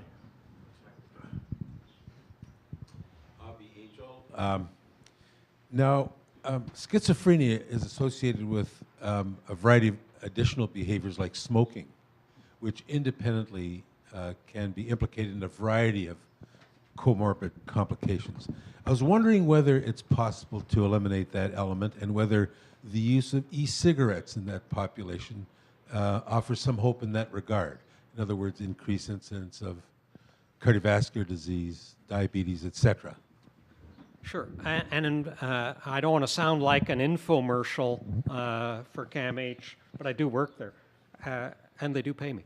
So what I can tell you is that we have a large nicotine dependence program at CAMH. The head of our complex mental illness program, Tony George, is one of the world authorities on nicotine use in people with schizophrenia, and that it is surprising how much, and I say this even as a hopeful clinician, it is surprising how much can be done to reduce cigarette use in people with mental illness, because although about 12 to 15% of Canadians smoke, up to 70% of people with severe mental illnesses smoke. It is a modifiable behavior, even in the people in whom you thought it could not be modified. E-cigarettes is just one of the options. There are many other nicotine replacement and non-pharmacological approaches that we use, but it's a very active part of our treatment in the same way that for people with schizophrenia, the drugs, and if you, yesterday, the Medical Post published the top 100 drugs in Canada by volume of sales. Fortunately, number one was thyroxine, which is about the cheapest drug on earth. But right after that come all those statins and antihypertensives. But number 11 in the list is quetiapine, or Seroquel, the antipsychotic, which induces a whole bunch of cardiometabolic problems and has created a whole secondary set of health problems for people with schizophrenia. So we're now chasing our tail in terms of better treatment. If I could just jump in for a moment and respond as well to the first question. Within the immigrant population, one of the things that we've seen is that, or two things that we've seen. One, there's oftentimes a stigma associated with seeking mental health care. So they don't want to be seen walking through the doors when the clinic says mental health services or something similar to that. If they are seen walking through there, then that is relayed back into the community, or at least the fear is that is going to be relayed back into the community. So there's that avoidance. So stigma is important. The other piece is that mental health can take on different social roles and different social or cultural meanings, so that not all societies or cultures recognize what we define as mental health issues. And oftentimes, mental health might be internalized, that it's not something I want to share with my family, with my doctor, or with the community. And so it's dealt with. So there probably is an underreporting of mental health issues. And I'm sure, Dr. Sinha, this applies to the elderly as well. Well, absolutely, and I think when you think about the added factors of being an older person who may have mental illness or may have these other issues of diversity at play, I think it's another aspect that complicates things, especially when you look at some of the medications that we might use, for example, and how much that needs to be taken into account, especially in patients with dementia, where there's a great deal of antipsychotic usage. There's also the considerations of how that will affect the other comorbidities they may have. So again, it's not just the issues of stigma and that, but it's also how does that actually affect the rest of their overall health outcomes. So significant issues. In the back. Your turn, sir. Yeah. Yeah, great talk. This question is for, again, Dr. Goldblum. The study out of Emory, yeah. Excuse me, could you stand up, please? Yes, sir. The study out of Emory was really interesting, and it looked like they were really accessing, increasing the patient involvement. What do you think, or can you speculate on, can be done from more of a clinician or policy standpoint to facilitate seeking of health services for the severely individuals with severe mental health issues. Sorry, I didn't catch the last part of the question. Oh, sorry. What can be done from more of a clinician standpoint or a policy standpoint, as opposed to increasing the patient involvement through these personalized health records? What can we do in terms of policy or clinician training to facilitate seeking of? Right.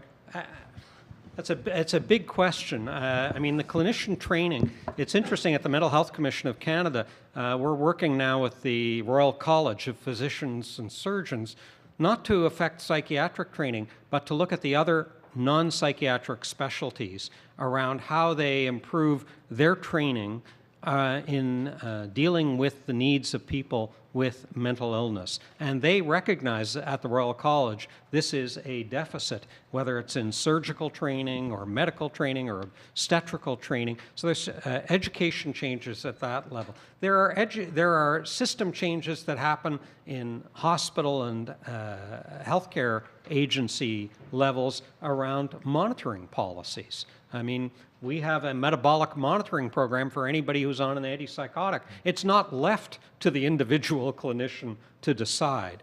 There are things that you can put in place at that level. So it really, I think the broad answer is that it's not going to work just at one level. It's got to be at every level, from the basic funding of healthcare, where the Mental Health Commission has called for an increase from 7% of all health funding to 9% of all health funding that goes towards mental health, down to how that money gets used, how it gets divided among community and institutional resources, and then what are the kind of clinical practice guidelines that you put in place for individual clinicians, and how do you actually give clinical practice guidelines teeth, which is a huge issue. And in addition, I think it's important to acknowledge that the level of care and facilities available at CAMH are unfortunately not duplicated throughout the world or throughout the rest of the country. Toronto. Yes, go ahead. My name is Paul Wang. I'm a neurologist in North York with about 10,000 in my practice, half of whom do not speak English or French as the first language. I think we're looking at a double-edged sword when it comes to immigrant access to health care in Canada. On the one hand, Canada is perceived as the Golden Mountain, free medical care funded by the public purse.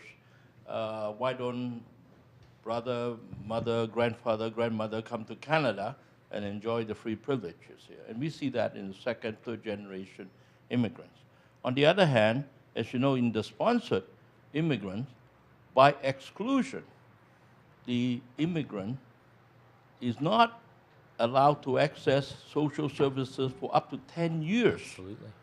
I think we need to recognize that point, that they are already behind the eighth ball, if you like, when it comes to healthcare. And usually they're older than the generation that have come here for their post-secondary studies. Secondly, there are certain conditions that exclude potential immigrants from coming to Canada. I think mental illness may be one of them. Down syndrome used to be one of them. Epilepsy was one of them until it was taken off the exclusion criteria. I don't know about HIV and AIDS. Maybe you can enlighten me. So I think that the cancellation of the IFH program by the feds about 2 years ago is a real downer. What do you expect refugees to come in perfectly healthy, and who's going to look after them? I'm glad Ontario has seen the light. Thank you.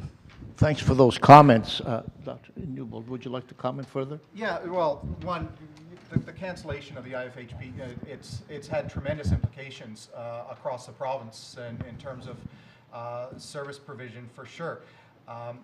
It's still early days in terms of where the provincial government has stepped in to provide some of the services at to replace IFHP. So we don't have a good handle on whether or not this is actually reaching the population or not. I was going to make the comment, one group under Canadian refugee policy, refugees are admitted into the country. The sort of typical health restrictions that we would typically see with immigration are waived with refugees unless they pose a health risk to the Canadian population. But other, personal health issues, those barriers to entry are not there. May I comment on your comment? Sure. There's also a requirement that the potential immigrant does not access or use Canadian health services out of keeping with the norm of Canadian healthcare. Somebody who has congenital heart disease and requires 12 operations will be excluded from immigration to Canada. I think the only other... Who monitors that? Yeah. Well, Go ahead. I think the only other thing is that first comment that you made in terms of the sponsorship arrangements, that was one thing that actually the Senate Committee on Aging actually raised back in 2009, and it was something that was raised quite a bit in my consultations around the province again. So one of our recommendations, especially when you actually looked at older adults are still the one where that actual 10-year sponsorship is in place. They actually used to have that for spouses as well, where it was a 10-year sponsorship period before you could access full services. They reduced it actually to 3 years. Mainly the reason was you think about the issue of vulnerability that it creates. For example, when you have to say that a spouse is reliant on their partner for various services, etc., all of a sudden domestic abuse and other issues can become a problem. And this was an issue that we were hearing about elder abuse.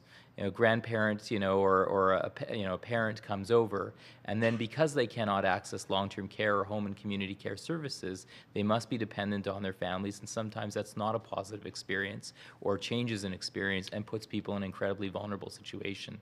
So that was some of the grounding as to why one of our clear recommendations, well, it was to the province, but it was the province to work with the federal government to say, how do we actually rectify that situation when we've already done it in other cases where there were similar issues at play? Self-serving interjection. My name is Reza Deber, and I'm actually the final speaker. And I have a book coming out called U of T Press, it's on sale now, but called Case Studies in Canadian Health Policy and Management. And the first one of the cases is actually deals with immigration refugee policy in terms of Tibetan refugees coming with tuberculosis. It's an extremely complex issue. Certain people are eligible, certain people aren't. It depends on what category you've come in on. But I'll be getting to some of it. There is a big, big difference between the hospital and doctor care, which is what's covered with Canada Health Act, and everything else, including outpatient drugs, and it's why there's, public health has some policies in place. So it's just a much more complex issue, which I don't think we need to get into the nuances are, but depends on the category you're coming in under. Okay. Yeah, your turn. So, my name is Adam. I'd just also like to encourage the students to ask questions if they have them, and I suppose I'll start that process. Dr. Sinha, when you presented your talk, you spoke about your parents back home and your concern about how they'll fare through like a difficult winter, and I also have that concern about my mom back home and who's taking care of her. And I was wondering, to what degree does the research reflect that having children improves your care as you age? And I suppose that would also apply in a mental health perspective as well. Does having kids give you more of an access system, and do you have any data that suggests not having children negatively impacts your health as you age? Who would like to tackle this one? Well, I can start. And so in terms of... You can finish. Well, yeah, so I mean, it's an interesting aspect. I mean, a common joke amongst geriatricians is, if you want to live longer, have a daughter, basically. And it's just generally when you see who comes to the appointments with our patients in particular. But but seriously, I think the issue is, I think there is that kind of that thought that you have children so that they'll look after you, right? And I think people are realizing that we are less likely to be living in intergenerational households households or societies anymore. That's no longer becoming the reality. I have lots of older patients who lament about how they had 5, 10 children and none of them are anywhere to be seen nearby. I think it also gets into the complexities of family life. Today, for example, because I often see situations where children have been estranged from their parents for a variety of reasons, and then all of a sudden they're being put back into a caregiving role, and in incredibly extreme situations where they don't want to do that because of other issues that happened when they were children. There might have been abuse of various sorts, other things. So you start looking at the complexities. I think what the literature does say about what is one of the key factors to actually extend your life expectancy is to actually having meaningful social networks as you age. So that's not necessarily equates to actually having family members, but actually having a good group of friends, for example, where you can actually rely on them to help with your chores and to help with the other things, but also self-esteem and other aspects that come from that as well. The only thing I could add would be the classic recording, The 2,000-Year-Old Man by Mel Brooks and Carl Reiner, where Mel Brooks played a man who had lived for 2,000 years, and Carl Reiner was interviewing him and asking him how many wives he had. And he said, hundreds wives. And he says, how many children? He says, over 42,000 children, and not one comes to visit me. Right? So, there's a limit to the net of support. And if you were an economist, you would say that children are not your old age security. Maybe used to be the case, but not anymore. And then just a reflection on the idea of social networks. It ties in with social isolation. So when you lack the social networks, you're socially isolated, and that decreases that longevity. Absolutely. Indeed, I think the presence or absence of social support is something that really crosses the spectrum of protection or lack of protection against illness. Yeah, go ahead. Hi, I have a question for Dr. Sinha. I come from a country that has free universal health care, and we focus on preventive care. And what we share with Canada is that our population has a high life expectancy and is aging fairly quickly. What do you see the role of family doctors or the shortage of family doctors that we have in Ontario now in the relationship of not having preventive care in the province? Or having some sort of reactionary care. When you get sick, you go, but if otherwise you don't have access. And what is your country? Cuba. Cuba, excellent. Yes, it's actually funny. I was in Cuba last February. And I'm always fascinated about learning about geriatric care wherever I go. And in fact, I was quite impressed to learn about a lot of the activities in terms of social clubs for older adults, for example, where they can participate in exercise and socialization activities, for example, as one of the main pillars there. It's one thing that's very subtle you don't hear about, but I kept on taking pictures and saying, this is amazing, right? This is a country that gets it in many of those ways. When you actually think about the importance, I think there's two aspects. There's the importance of primary care, and then there's the importance of preventative health care and health maintenance. And I think the challenge that we have in Ontario and across the country is when we actually created Medicare in its various incarnations here, we didn't actually do a good job of actually, in my view, in terms of getting primary care organized in such a way that it could be most useful. So in Britain, when they created the National Health Service, actually primary care was highly organized and structured so that you actually have the same number of doctors that we do in Canada, actually, yet we have half the population, yet every man, woman, and child in Britain is covered. Now, people say, well, that's just due to geography, but when you actually look at our geography here in Ontario, there's nothing to prevent 10,000 doctors from setting up shop at the corner of college and university here, and nobody going, to other parts of, say, Northern Ontario, where we have significant shortages as well. So I think there are opportunities in which we can influence primary care, how we structure and organize primary primary care so that we can actually make sure people have a primary care provider. That's been a big issue. There's been gains, but I don't think we've done enough.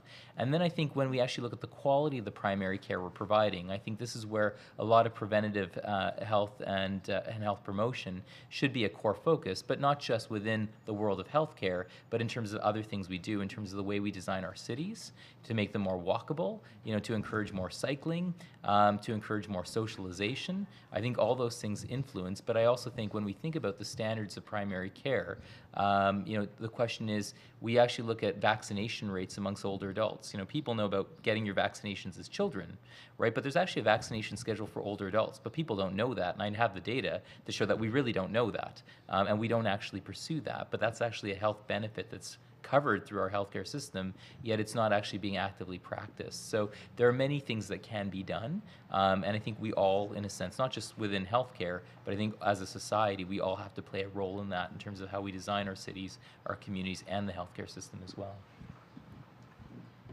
Yes. Yeah, go ahead for a second thought. Go ahead. Yourself, yeah.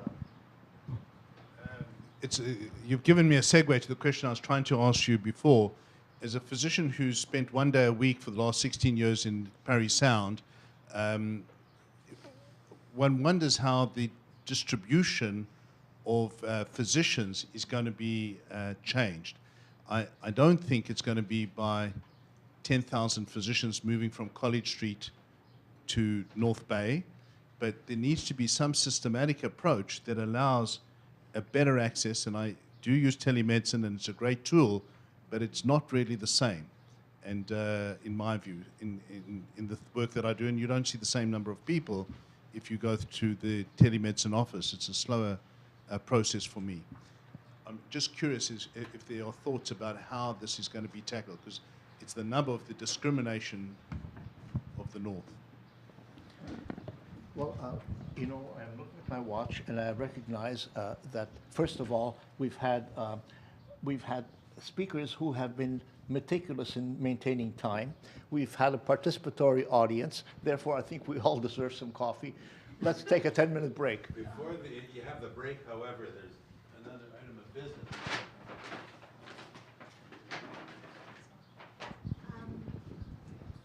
And in response to Dr. Humphrey's question, perhaps this is something that we can spill over to our next session, and we'll talk more about those northern disparities. So we'll just hold off until then. But before I do that, I want to thank our guest speakers so much for coming and sharing your thoughts and experience with all of us and answering all of our questions. And we have a very small token of, as we modeled with John Fraser earlier. You can all be rainmakers together with us. So thank you very much. I want to ask everyone to put their hands together and give us a warm thank you.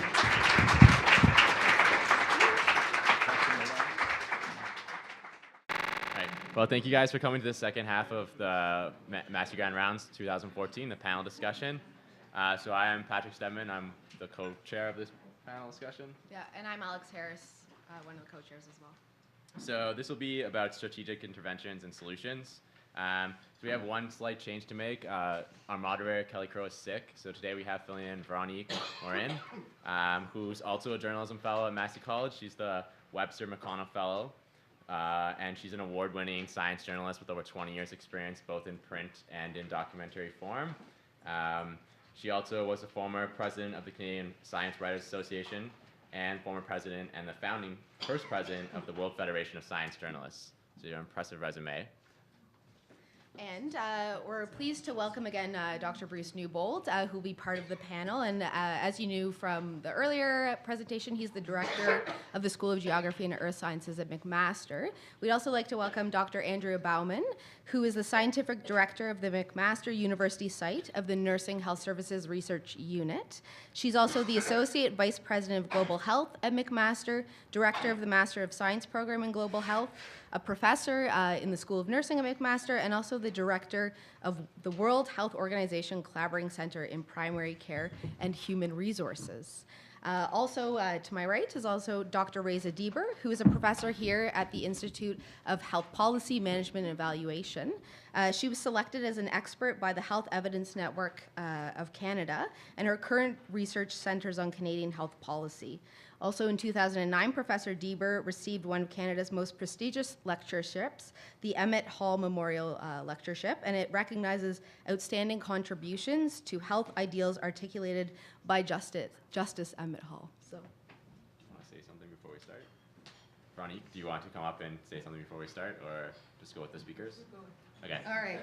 So can we get Andrea Bauman up to start us off? And Jack. So if you want to see the slides, because I know you mentioned this, you can go back down, sit down, but afterwards, if you're okay, please take a seat and the panelists.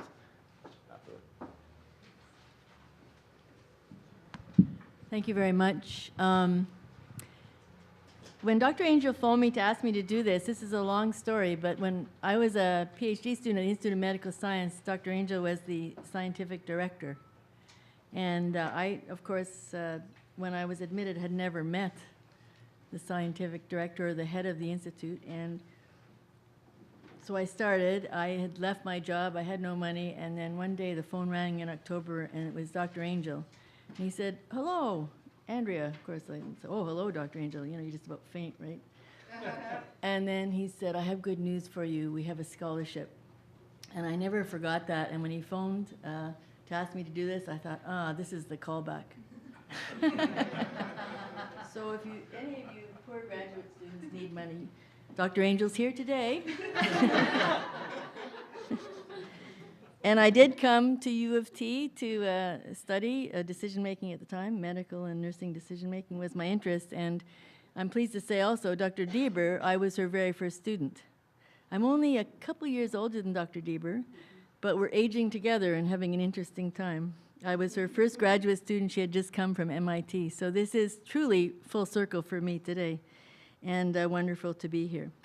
But what I'm actually going to talk about is, as you see from the title, thank you very much, is that following along the disparity and employment continuity, but I'm actually going to talk about health workers. Because I think, again, when we often look at these two titles, we tend to look at health delivery, and an essential part of health delivery, of course, are the people in it. We have been working for quite a while now looking at health workforce issues, mainly in the health professions, but I'm going to talk about the evolving health workers, and they're probably where the area of disparity and continuity issues may lie. So I'm going to focus mainly on home health care, sort of following up from the talk about the care of the elderly. And this is where we see a lot of emerging issues in disparities and implications for continuity of care. Just to talk about how we define things, the workforce we have, as I mentioned, we mainly look at regulated health professions, of which there are 21 in Ontario, 24 in other provinces, and we are now beginning to focus on our health support workforce this year, and I'll talk a little bit about that. We look in terms of employment, full and part-time, and working conditions, and of course this has a lot of impact on continuity of care, which is of course a great concern to all of us. When I talk about disparity, this is a term that's used different ways. But in terms of health workforces, we tend to look at dissimilarities. So how dissimilar are some of these workers within healthcare? And continuity, we talk about consistency of the characteristics of the people providing the care. So there has been a great growth. You saw the health budget. You've seen how much it has increased over the last decade in this province and actually in many provinces across Canada. And there's been a growth. And in some cases, not just a growth, but a replenishing. In 2000, we had quite a recession. There was layoffs of nurses, layoffs of registered practical nurses, and the other workforce was pretty well decimated. That was done quite dramatically, and it was recognized by governments they had to do something. So they have actually been replenishing workforces with growth, particularly in nursing and medicine, and most recently in the unregulated area. So we focus mainly in the last decade on databases. We have been working with governments and closely with CIHI to try to increase our health workforce databases. And we started mainly in 2000, 2001, working with our regulatory bodies because they actually had, every year, if you're regulated, you have to register. They had the information, and then we worked with them closely to try to encourage them to open some of that information. It was all closed. 2000, you couldn't go in. You could find some limited information. Now it's quite open. And we work, of course, with ministries of health around these databases, what's needed. And Dr. Deaver actually has expanded that farther. I have tended to work mainly with nursing and medicine. She's been working in a large CIHR grant, which we had as a group with laboratory technologists, midwives, et cetera, to try to build these databases of their registrants, who they are, how old they are, what they're doing, what were their conditions of work, so that we can understand and put these types of bits of information together for a variety of stakeholders. So and I won't go over this slide, but we all know the Canadian Institutes for Health Information, and this is a very, very important national resource for us as researchers. And they aggregate data sets on 27 occupational categories. It's pretty good, but it's not as good, as, of course, as researchers as we'd like it, but it's still, it's a great attempt to try to, if you want to compare nationally or interprovincially. They collect mainly on supply, distribution, numbers relative to population, employment status, and remuneration. These aren't completely full databases in every province, but in Ontario, that's what we're working towards. And I just put this one in not to discuss this slide, but this is an example of the type of data that we now have sitting at the Ministry of Health in Ontario. You'll notice it says somewhere on here confidential. I guess I took that part off, sorry. Oops. Why it's confidential, I have no idea, because actually, it wouldn't take, you can get it elsewhere. But this also, the ministry is working with us to look at the number of nurses per population, the number of doctors per population, the number of nurses per LIN, the number of doctors per LIN, just to get a sense of distribution. Doesn't tell you much else. It tells you also growth. But this is the type of cumulative data that will be collected on an annual basis from here on in. And this is just an example of a slide where we've been tracking employment with registered nurses, and we also do registered practical nurses. Why is it of interest? It's of interest going back to the continuity issue, not so much the disparity issue, the continuity issue, because in 2000, 60% of the workforce was part-time. And that was quite alarming. It actually sort of was under the radar, and it was, for the RPN, it was 30% were full-time, much lower. So why was it an issue? It was a huge issue in SARS, because when SARS came and hit the province to try to find out where the workforce was, who was caring for the patient, how was the disease being transmitted, lo and behold, they found all these healthcare workers, which are now called contingent workers, actually by sociologists, working part-time. So there was one nurse, she was working in 3 hospitals. She was a young mother, she had 2 kids. She had to make a full-time living, and she was unfortunately one of the persons who became afflicted with SARS, and she died.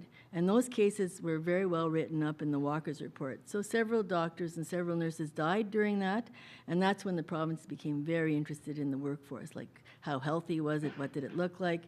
And that's where we began to work with the province on trying to establish a certain, what we call 70% full-time nursing workforce in the province.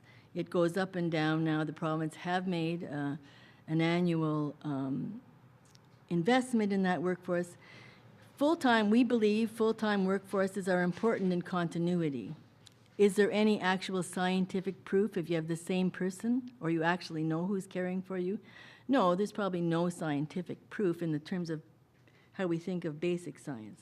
But there's an intuitive, we all know, if your mother or father, Dr. Sinha was talking about it, the same person comes and cares for your family members, you get to know them, they get to know you. So full-time work or regular work doesn't have to be necessarily 5 days a week, but same worker, same person, seeing the family we think is very important. So we push this very hard using this data. The other area that I just wanted to address today is the emerging workforce. Who are they? And what I call it the evolving disparity, if you like. This is a program of work we're starting with our group, led by Dr. Whitney at U of T, where we're talking about the invisible workforce. We have applied to CIHR for funding. Hopefully we'll get it. But to find out who these people are and the demographics, the survey, et cetera, and so forth, because they're large.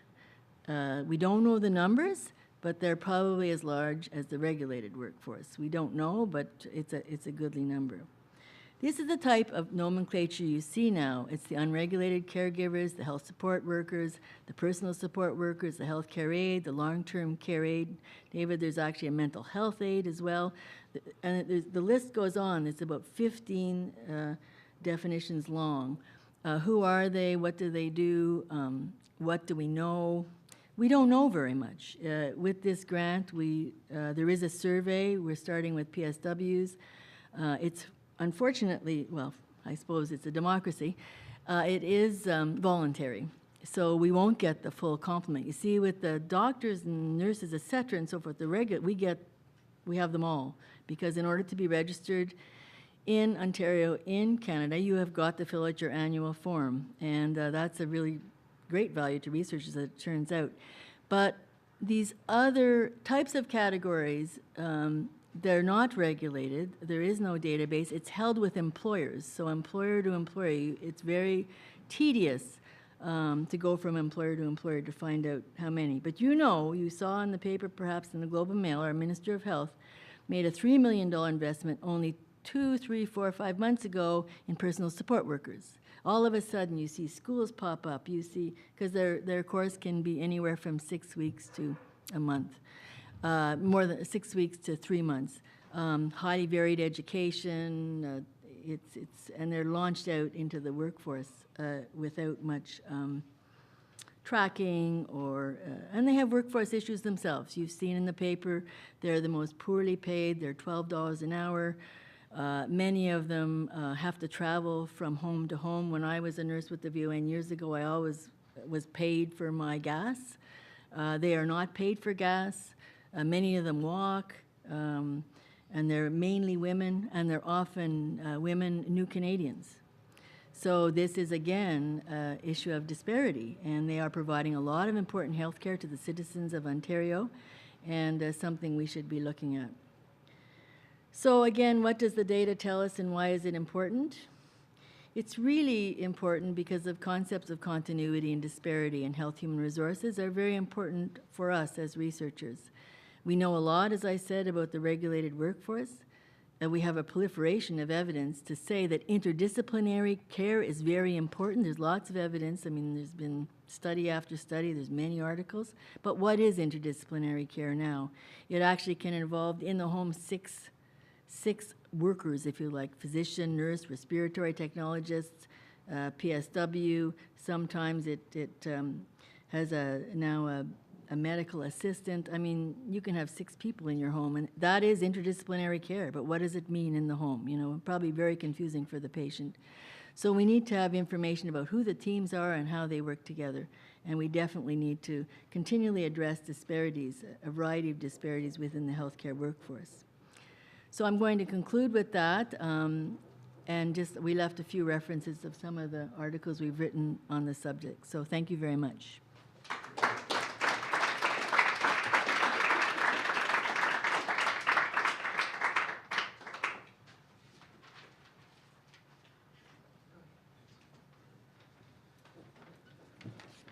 So lucky you. You get to hear me second time around this afternoon. I actually haven't prepared any slides for presentation here. Earlier when I was talking, I sort of led you to the point or the conclusion that for small communities and even large communities like Toronto, that we're dealing with a situation where we're needing to provide services to a relatively vulnerable population that experience a range of health disparities, both in terms of their own health care, but also health care access. So how do we deal with that? How do we start to address some of the disparities? And 4 suggestions, comments, thoughts related to that that I wanted to share with you. And in part, what I'll talk about reflects work that I've done with Hamilton Public Health, for example, and some of the providers, healthcare providers and social agencies within the city of Hamilton, but also discussions with Toronto Public Health and related agencies. So what are they? First of all, I think it's really vital important to say that it's not just healthcare, okay? And that might sound a little bit blasphemous in some respects, and certainly when I suggested that, did a talk with some medical students in the US and mentioned that it's not just healthcare, I could feel the darts aimed at me at that point in time. I hope that we're a little bit more open here, but when we talk about services and improving healthcare and health status, yeah, it's not just healthcare. Healthcare is certainly an important part of what we're talking about here, but we need to think about the broader determinants of health, and that was raised in one of the other presentations that we saw earlier this afternoon. So things like employment services, housing, security, access to food, and so on. Those all play into how individuals perceive and act on their own health care or on their own health status and how they use healthcare systems. Related to that then is the idea of a one-stop shop, that more so in smaller centers, smaller towns or cities that are providing healthcare to an immigrant or vulnerable population, that being able to find those related services under a single roof and having the knowledge amongst providers of where to find, make those connections, okay? So maybe it's not just the healthcare piece, but I'm having problems in terms of employment. And then having, or the ability to provide the direction to those employment type of services is critical, and those play in. So if employment is gained or the employment situation is improved, then that can have a tremendous impact in terms of healthcare status associated with that. Second, again, raised earlier today, but issues around culturally competent care and also culturally appropriate care for newcomers to Canada. So how do you provide that? And certainly, from a physician perspective, there's the need to provide culturally competent care. But keep in mind, too, that culturally appropriate, culturally competent care, it's not just in terms of the interactions between the patient and the physician, the provider. That care starts the moment somebody walks into the doctor's office and meets with the receptionist. The care continues later on in terms of follow-up and assistance throughout the system. So it's ongoing. And it's care that recognizes different cultural backgrounds, the different social roles or cultural roles of men and women or families within the healthcare system. So certainly a need for that. And working with some of the medical residents at McMaster, it's certainly not, it's raised, but there is not necessarily a broad discussion around what culturally competent or culturally appropriate care is. So I think there's opportunities there for improving that.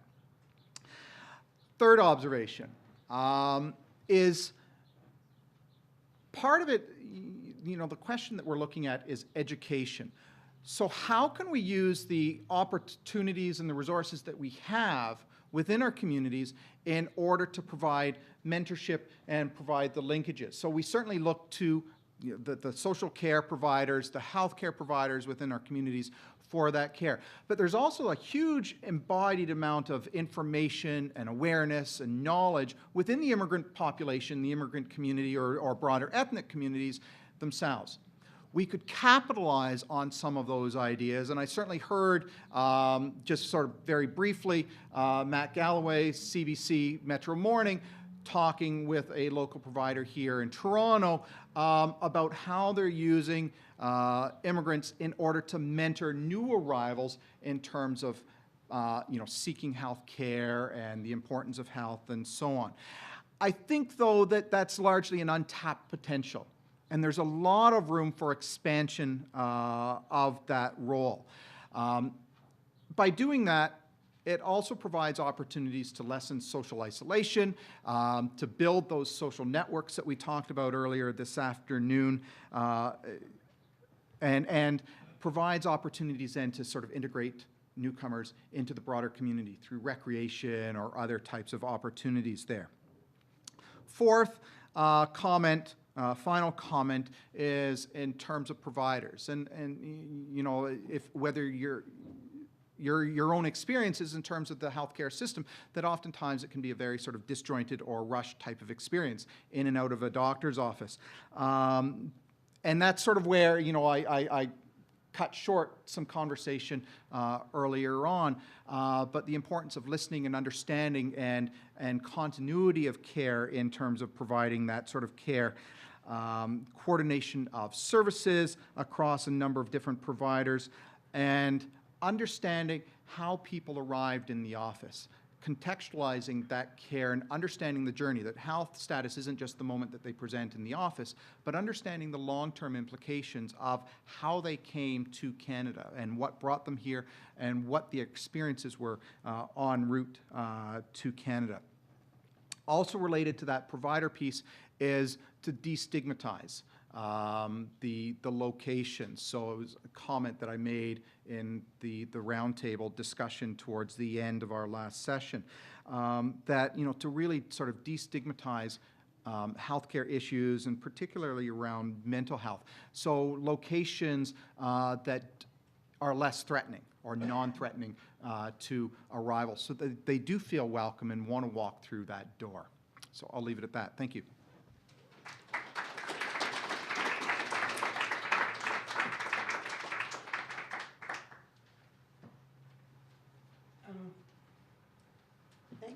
Thank you, and figure out, does anyone know where my slides are on this? It's the disadvantage of being short and nearsighted. What I'm going to be talking about today is, thank you so much.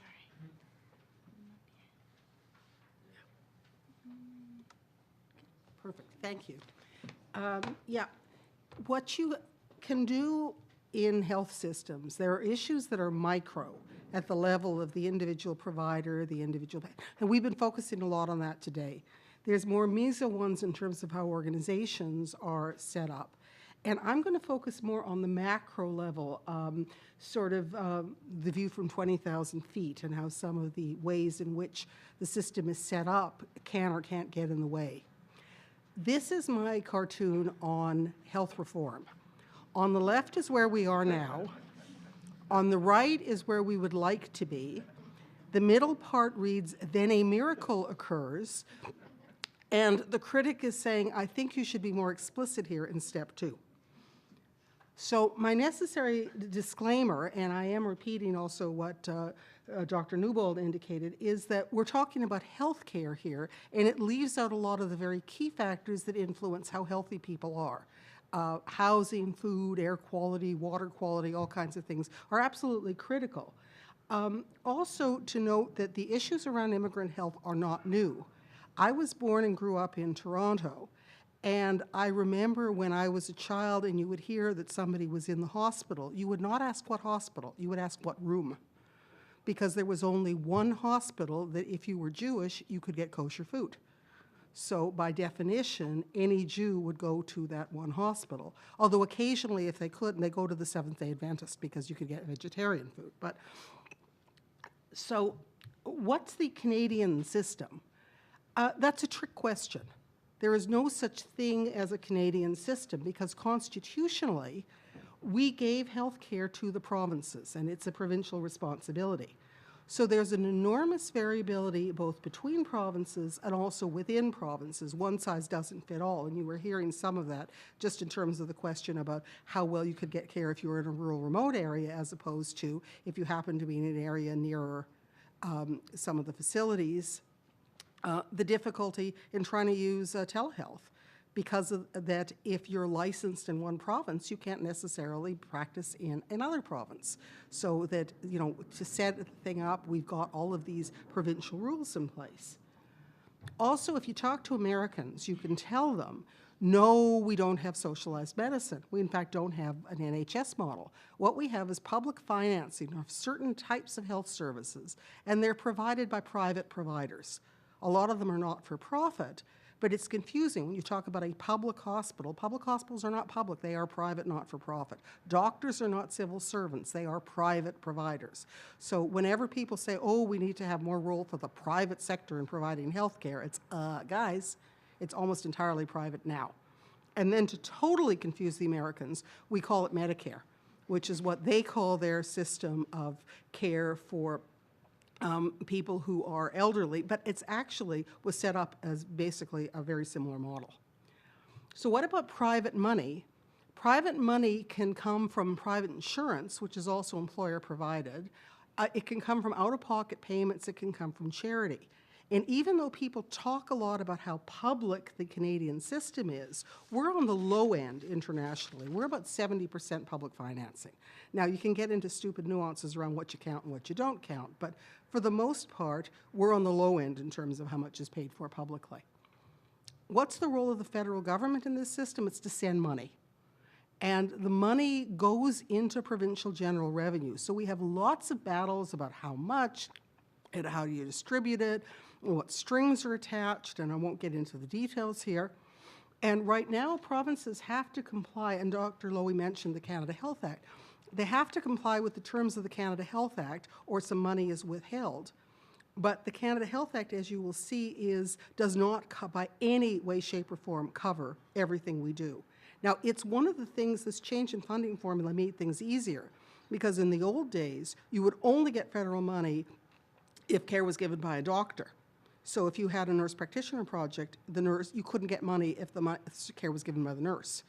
So fortunately, after 77, that changed.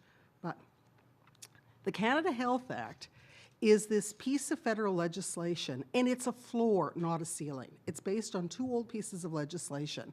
And it says, look, if you're a provincial territorial plan, you have to cover all medically necessary care for all insured persons, and that gets into who counts as an insured person, and there's definitely issues around immigrants and refugees about when you qualify. If you move from one province to another, you're not an insured person in that province for 3 months until you've settled there. If you're a foreign student, you're not an insured. So you get all kinds of little things around who counts as an insured person.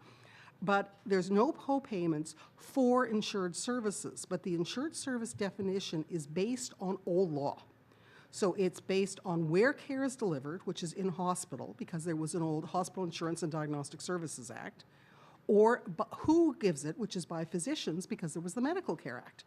There's nothing stopping provinces and territories from going beyond it, but they don't have to go beyond it. And you'll see that's where the big differences are.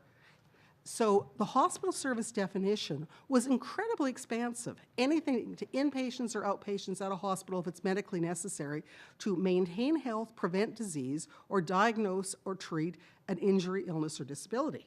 And it includes the accommodation and meals, and they can't zing you if you're in a private room because you're infectious, so they can zing you if otherwise.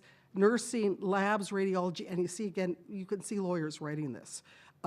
Not just the lab test, but interpreting the lab test. So they can't say, well, we'll pay for the lab test, but if you want to know what it means, that'll be open up your wallet, please. The drugs, the biology, in the hospital. So and that's again why some of the numbers get tricky, because pharmaceuticals are in the hospital line when they're in the hospital. So your pharmaceutical line on the CIHI numbers only are the outpatient pharmaceuticals, they're not the inpatient pharmaceuticals. So some of that just moves. The operating room, the case room, the medical surgical equipment supplies, the radiotherapy, physiotherapy, anything the hospital's doing. And you can see when I said 70% public funding, it depends a lot on what.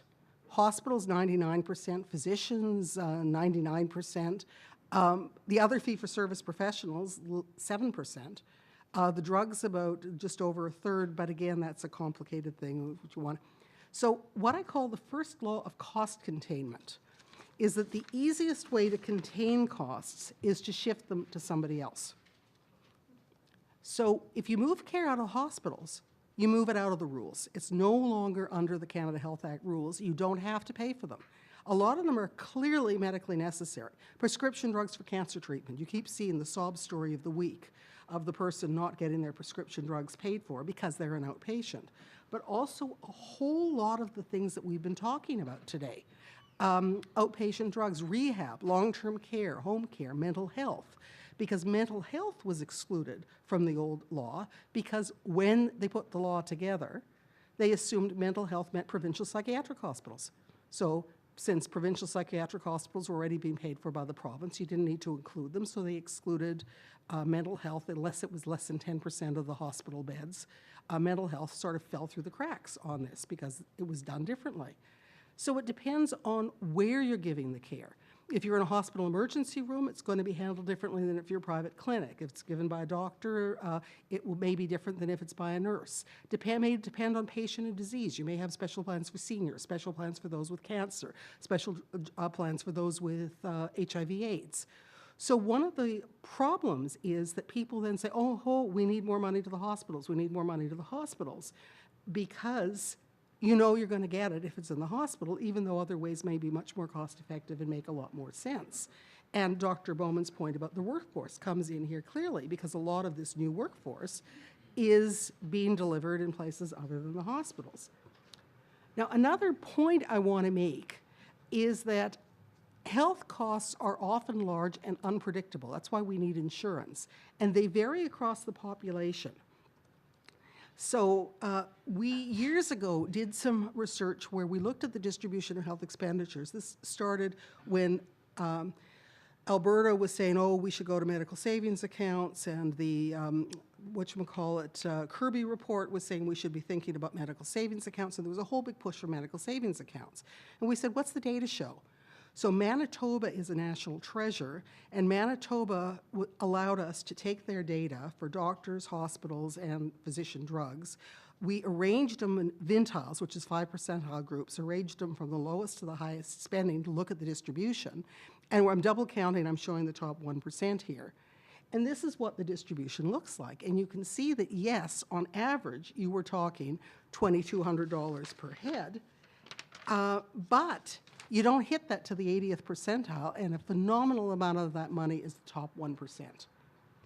And I'm crediting the people who helped me out in this in Manitoba because they're phenomenal. And there's actually a piece on SSRN from one of my PhD students, Ken Lamb, which has some of the numbers. One of the key things to realize, and Dr. Sinha noted that, is that age-sex adjustment isn't enough to do it because in every single age-sex group, 80 to 90% of people are less than the mean for that group. I mean, and one of the reasons why it looks high in the seniors, can you guess how come it looks like it's so much higher in the oldest age group? You're picking up end-of-life care. So if I die at 55 and I incur costs, or if I die at 85 and I incur costs, the issue is not that I've incurred the costs, the issue is what happens in those 30 years. And a whole lot of these numbers that are scaring the heck out of us as, oh, look what we boomers are going to do to health costs, are bogus. Because what it's just doing is picking up that eventually everybody dies so that on average you're picking up those end-of-life costs in that. And that when you actually look at the contribution of aging to health expenditures, it is way less. And Dr. Sinha did notice that in his thing. But what it does mean is if I go to competitive models for insurance, I've got a problem because if I'm a smart insurer, who am I going to rather write policies for? And if I can figure out how to avoid that top 1 to 5%, look at how much money I'm going to make because I'm taking a big chunk of the population and I'm not having to pay for their care. So that's the big problem that we're running into in the U.S. and the Affordable Care Act and all the pre-existing conditions. Okay. So the accessibility issues, they include how do we get timely action to quality services, and that's the access, and that's the whole waiting time. The financial barriers to care that escape from the comprehensiveness definition, home care, pharma, transportation, if I'm going to regionalize services, how do I get there? Non-financial barriers. Dr. Moonwell gave a beautiful example, but there was also a really neat one in Manitoba. They were trying to figure out how come poor women with second and subsequent kids weren't getting prenatal care, which didn't make a lot of sense because it's an insured service, and they found out that they couldn't figure out how to get to the doctor's appointment without child care for the first child. So they weren't going for care because they didn't know, they couldn't handle the transportation and they couldn't handle the child care. So this is not a health issue, but it certainly affected their ability to get prenatal care. The issues around what constitutes reasonable compensation for health workers, and again, Dr. Bowman raising some of those. The big problem that we run into is that there's the question about who should be paying for what. What's society's responsibility? What about voluntary organization, including faith-based groups? What about individuals and their families? And that's nothing to do with evidence. That's values. And one of the things that worries me a lot in the current debate is we have redefined equity as leveling down. So if you've got something and I don't have it, instead of saying I should have it too, it's take it away from you and then we're equal. This is great. So we're getting this whole leveling down of benefits under the rhetoric of equity and how unfair it is that some people have stuff that other people don't. Also, you have to, it's also values, but certain things are just penny wise and pound foolish. If you have an outbreak of tuberculosis because you haven't treated it, this is not exactly a cost saver. If somebody has a stroke because their blood pressure isn't under control, or a kid needs to be hospitalized because the asthma is not under control, it's not exactly cost saving to have that happen. So it's, again, one of the things that we should be looking at. And my policy assumption in all policy things is there's no quick fix, because the tough policy questions are often about trade-offs. And a US political scientist named Aaron Wildofsky used to say, when you have a complex policy issue, you don't solve it. What you do is you replace one set of problems with a new set of problems. And if you're successful, you like the new problems better than the old ones. Thank you.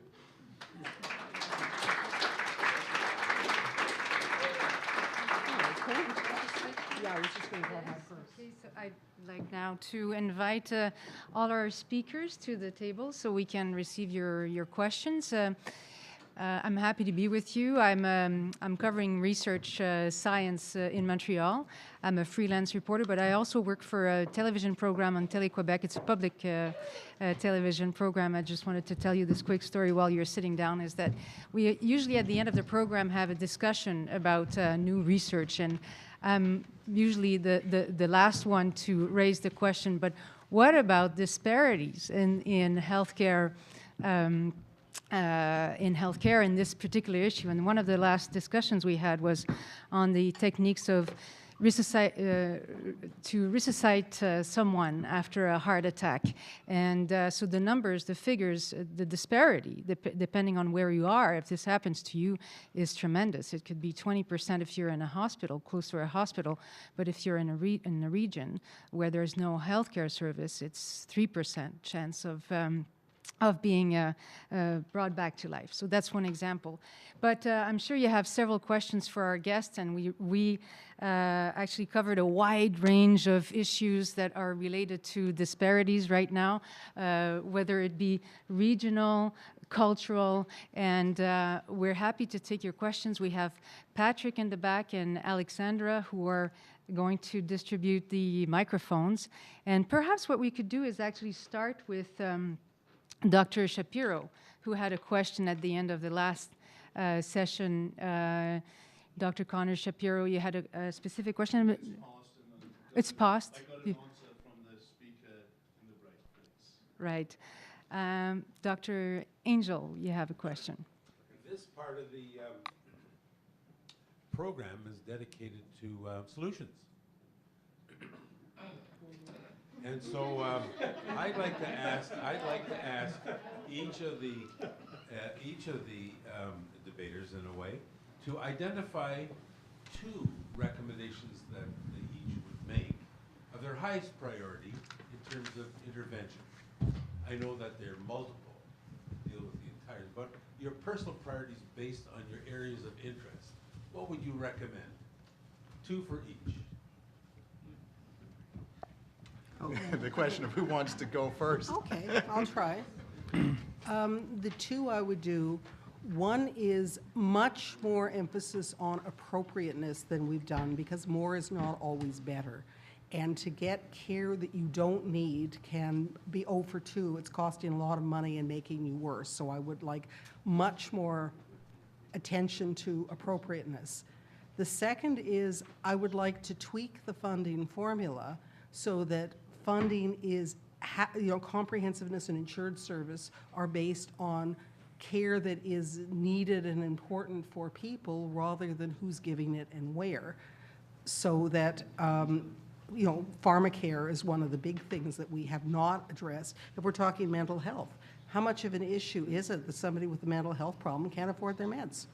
If they don't have pharmacare, how do they pay for their meds? And if they relapse, that is your classic penny wise, pound foolish. But if they don't need the meds, they shouldn't be getting them. Well, that's a very important, if I can just debate that second point.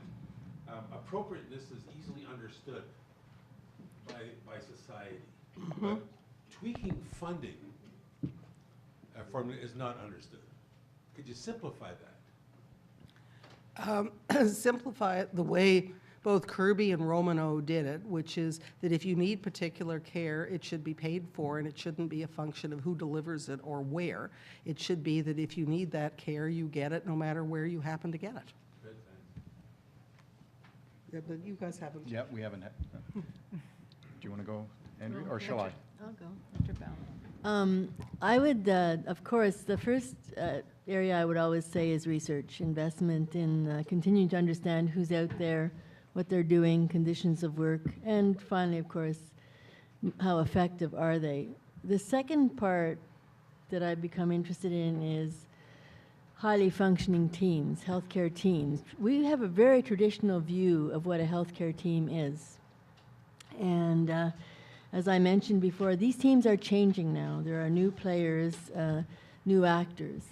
And how much do we've spent a lot of money trying to understand interprofessional teams, but we haven't really given a close look to what a highly functioning team is. And I mean that from a variety of perspectives, including the patient or the recipient of care. I think we'd be quite surprised to find who a recipient might find to be the most highly functioning. From a research point of view, that's challenging. It's hard to study satisfaction and perspectives, but I still think that's an area we need to look at, and we need to redefine what a healthcare team is. I guess you're saying that it's a forever moving target to trying to define disparities in the workforce, right? And there has to be ongoing research. Dr. Newbold, you have a answer? My two thoughts there. One, integration of services. So I certainly, I talked about this idea of one-stop shopping for new arrivals in particular, but that could be extended to certainly a broader population. But that integration also to encompass different government roles and the different jurisdictional levels in terms of government, to make sure that the dialogue and the discussion continues between the local municipalities or municipalities and provincial government and up to the federal government.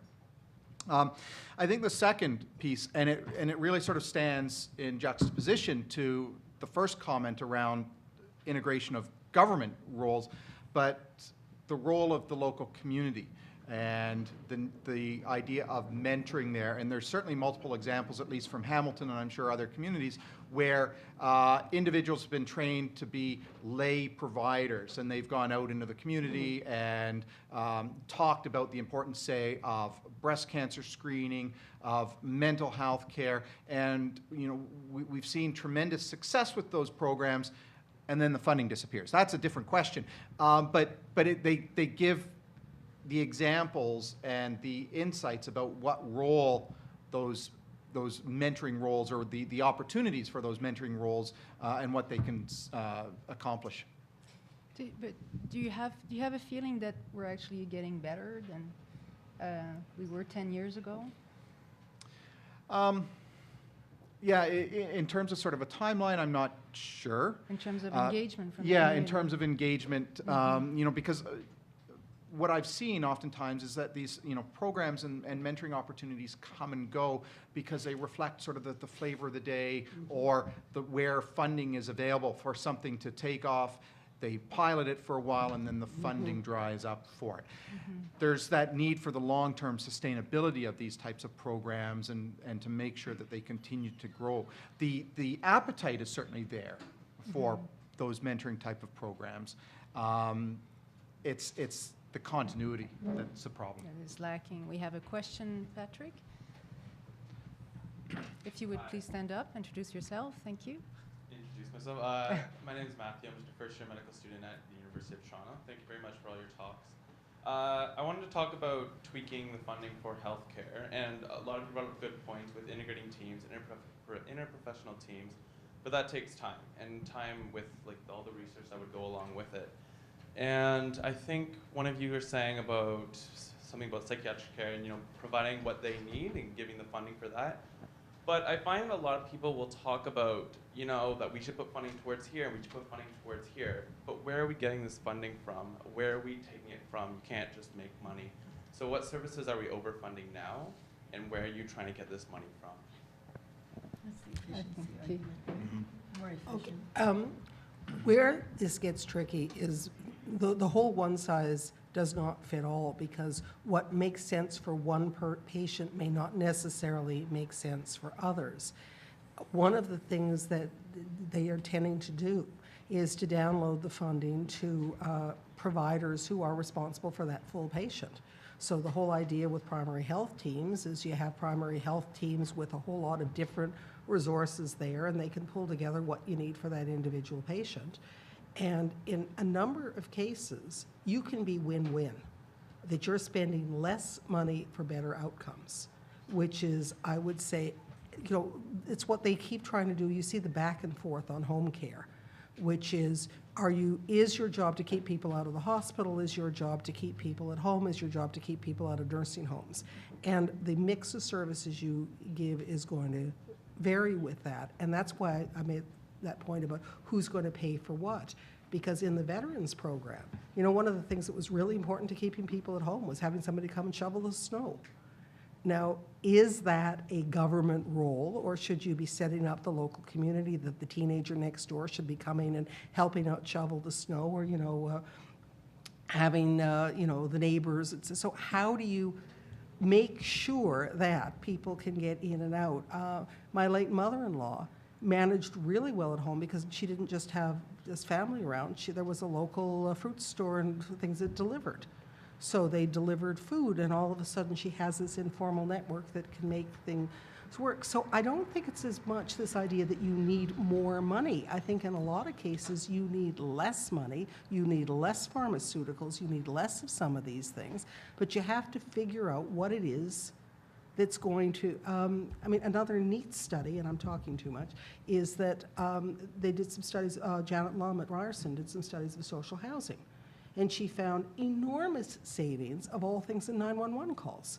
Because if you had somebody at the front desk that you could call if you had a problem, you didn't need to call 911. So all of a sudden, by having one staff member there, you didn't need to make the calls to 911. So I think it's go to the family, go to the providers and say, what do you need to make this thing work? If you can work with a diabetic about how to and then here's where the cultural thing comes in. If you come from an ethnic group, it doesn't help you to give you the information on what the white bread North American should be doing as a diabetic diet. You need to take the diabetic diet and tailor it to what people would actually be eating. Now, you don't have to do that in every single thing. So if the Diabetes Society or some others would get together and say, okay, here's a good East Indian diabetic diet that we can be giving the information on. So it's just figuring out what do you need to do to have the person thrive. And my suspicion is it's going to be cheaper. Right. And God knows that our Indigenous people are particularly affected by diabetes and lack of services where they are in remote areas. So wanting to get food, yeah. We have 3 questions. Alexandra?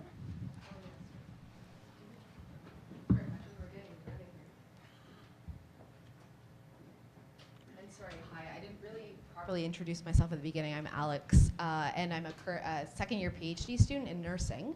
And so my question is actually going to the piece around, clearly one of the big themes that is resonating with, I think, all of the speakers is the role of the social determinants of health. And my question is, perhaps maybe going back to the 20,000-foot view, how do we and what policy levers perhaps can be used to better integrate health and social services, for example, in Ontario?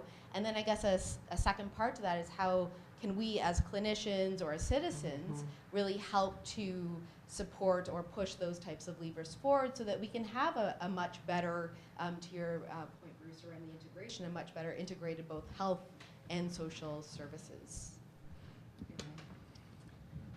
One of the things, I mean, the public health departments have been trying to do just that, is to integrate the health and social services. You know, the population health theory now has been known for quite some time, and I think the public health units really responded to that. They began to realize that obviously there were determinants that, and I think Bruce said that there's a lot more to the story than health. But one of the issues that what we've also seen is what we call, at least I call, pop-up solutions to integration. And I believe that we should work within the system with what we have and work with efficiencies. But what tends to be the response now by governments is what a pop-up solution. So what's a pop-up solution are these health links, for example. This is supposed to integrate care for you. And when I first heard of it, I thought, that's interesting. It's highly variable. You have to apply for the funding. It turns out that different regions have created some interesting innovations. Supposedly, if these innovations are so unique, they'll stand the test of time. Guaranteed they probably won't, because I think it's one-time funding, or it's not recurrent over time. It's probably an additional budgetary item on the health budget. Or as Reza said, it may have come out of another envelope and taken the funding away from something else and put it into something else. This type of planning is quite chaotic, and it's really, really difficult for clients to understand. I know, I can just imagine Dr. Sinha's clients when they try to understand what is a health link. Oh, this health link is for you, it's supposed to make things more integrated, you just phone this one number. It's not clear. So I think around integration, clarity of what the services are to the population we try it, but I don't think we do a good enough job. The population really has to understand what they have the right to sort of deserve and what they can comment on. And I feel that's a missing link, because the healthcare system has become so complicated. And we know this from a research point of view. I mean, it was a lot simpler and to a certain extent cheaper. Things have become more complicated. We are living longer, and you heard from Reza, maybe that doesn't cost us that much money. That was refreshing. But the thing is that we need to be more efficient, we need to understand our system, and we should not be increasing the amount of money over time we invest. We should be getting more value from the existing dollars. I'll just end with one note. The fully functioning team issue is one that began, is there anybody out there who's sort of fully functioning and feels that when we went to hospitals to do the pilot study, we'd go to the senior managers, can you identify your fully functioning teams? They didn't even spend 2 seconds. They knew right away. In a very large hospital, what ward? They know. People know what works, and at least that's what it demonstrated to me. They didn't say, I have to go and talk to so-and-so and so-and-so. They know groups that are working together. They're working efficiently, effectively, high patient satisfaction. Those are the criteria. So all I'm saying, there are good things out there, and we have to replicate them, and we should not be adding to them. Two other points or thoughts, and it goes stepping beyond sort of the healthcare realm. But policy, when you ask about policy levers or places that could use improvement, housing as one, and so the need for stable, affordable, appropriate housing, across the population, not being, just immigrant specific. But, certainly Hamilton housing, for example, Toronto public housing, providing that. But, we see examples where families are broken up because the housing is too expensive or does not have enough room in it to accommodate the family. And then that brings in the whole role of social isolation and networks once again. It's removing that family or diminishing the role of the family in terms of providing support. The other piece, again, non-health, but certainly related through social determinants, is the role of employment and employment recognition or credentialism, making sure that, again, people have access to employment. And part of that then is engaging employers to make sure that opportunities are provided for the experience and decent wages and so on. To talk again on determinants of health, there's a couple of interesting success stories. I'll give you one is automobile accidents. We changed the rules around cars in terms of the crash safety, air quality in terms of what the emissions could be for cars, which makes a difference in that, seat belts, talking on cell phone. You know, Don Rettelmeyer finds that people talking on cell phones is not a good idea. Next thing you know, you get some of those. So here's an example where totally non-health things have made a big difference in health. Another one is food labeling.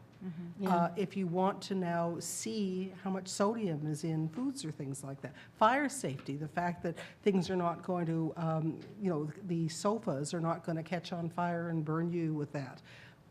Mental health employment is another key one. You know, is there some work that we can do to take people with mental health problems and actually help them get jobs and use their potential? These are important determinants for sure, social, economic determinants. But we have to let's bring us back to our focus of healthcare. It's what I think that the point we're trying to make is the focus should not just be healthcare, because the best thing you can do is not get sick in the first place. So if I can figure out how you don't need to have great access to care to repair you from an accident because you didn't have the accident, because the seatbelt kept you from getting killed, I think that's probably good.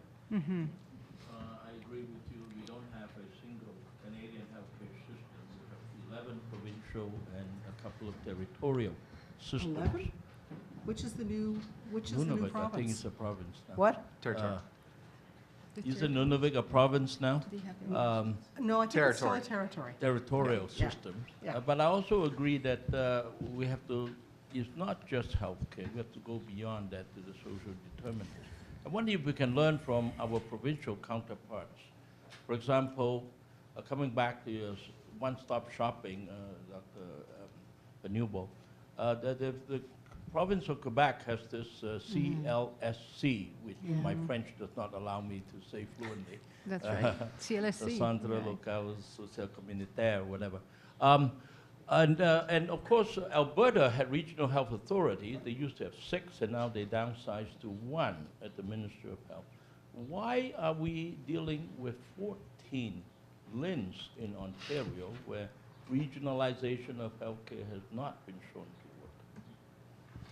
That's a rhetorical question. You don't have it. I can give you one. The part of the thing was in terms of the issue of private delivery. Do you wipe out individual hospital boards and throw them into a quasi-national health service like an English model, where you no longer have the autonomy for the individual hospitals? And there's been incredible variability across the provinces in the extent to which you left power with individual hospital boards or moved it in.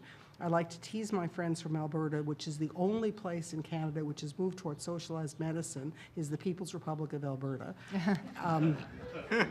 But Ontario very deliberately decided that they wanted to keep individual hospital boards, keep the donors, keep everything else, keep the local communities happy, because if you try to coordinate, the local communities got very up in arms. So you do have unbelievable variability across the country in the power they left with the individual hospital boards as opposed to moving them to the regional health authorities, also in which services you put into the regional health authorities and which you don't. And yeah, you're right, there's pluses and minuses, and that's why they vary in what they do. Yes, we have a question in the back. Sorry, I'm Jesse Cancer, a student here at the University of Toronto. Thank you for the presentations. A comment and a question. First comment is just to remind everybody that we in fact have 14 systems in Canada, right? We have 10 provinces, 3 territories, and the Canadian system, which is often overlooked, but is one of the largest systems because we do take care of Aboriginals, inmates, and our armed forces. Yes. So there's definitely a role at the federal level for healthcare. That's an aside. The question really is, I guess my interest is in the role of agents in system transformation or in solutions. And I think about physicians a lot. And the one thing that comes to mind, I mean, in reading last night about healthcare change in Saskatchewan, I mean, the physicians were not on board, right? We talk about physicians who are very opposed to probably the best thing this country has seen, according to Canadians, right? In naming Tommy Douglas the best Canadian. And I think of now physicians through something like the Canadian Medical Association, the faculties of medicine, the Royal Colleges, explicitly using the term leader to define physicians. Now, I'd like to get the opinion of the panel on that. And I know we have at least one medical student here. What would your word be to medical students who are really looking to transform systems? Is there a danger in physicians being in charge of that? And if not, what really should be aware of when we're trying to make those system transformations? I'll just start. And it goes beyond physicians. I think this is an evolution, partly to, again, to involve governments, you know, to work with governments. You see many health professionals. The physician lobby is really strong, followed very quickly by the nursing lobby, which is strong. The difficulty is they become lobbyists for their profession rather than the lobbyists for healthcare. Mm-hmm. And I don't think there's very many health professionals who feel comfortable with that role, but they do it. And they get an existential angst about it, right? Because they've actually really believe at the beginning they're there to care for people. And then they find themselves heavy into these professional lobbies. And it's a protective mechanism. It's when it's fundamental, probably social scientists, when you're under threat or you feel you're under threat, that's that fight flight, and they come out, you know, with their papers and their briefs. I was on the OMA the website just last night, and then I went on to the CNA website, and it's just interesting, you know, all the solutions are there, and they all fall within those professional groups. And again, individuals are not like this. It's more of a group lobby effort, and I don't think it reflects well on us. I think we have to step back. The leadership has to step back and try to encourage to move away from that professional lobby and to look at issues of care and become perhaps a little more altruistic, and that's really where you get, you know, your feelings of satisfaction, to tell you the truth. And that's a big step, because educators are the worst. We also educate students to be lobbyists. So it has to start with the education system to a certain extent and be brought over to the practice system. And that's just my comment on issues of lobbyists within professions. I think Andrea said everything that I was thinking of. You know, we certainly train our students, whether social scientists, health professionals, whoever. We train them to be leaders. We want them to be leaders. We want you to be leaders here. But the point being, and again, you said it better than what I am, to play together.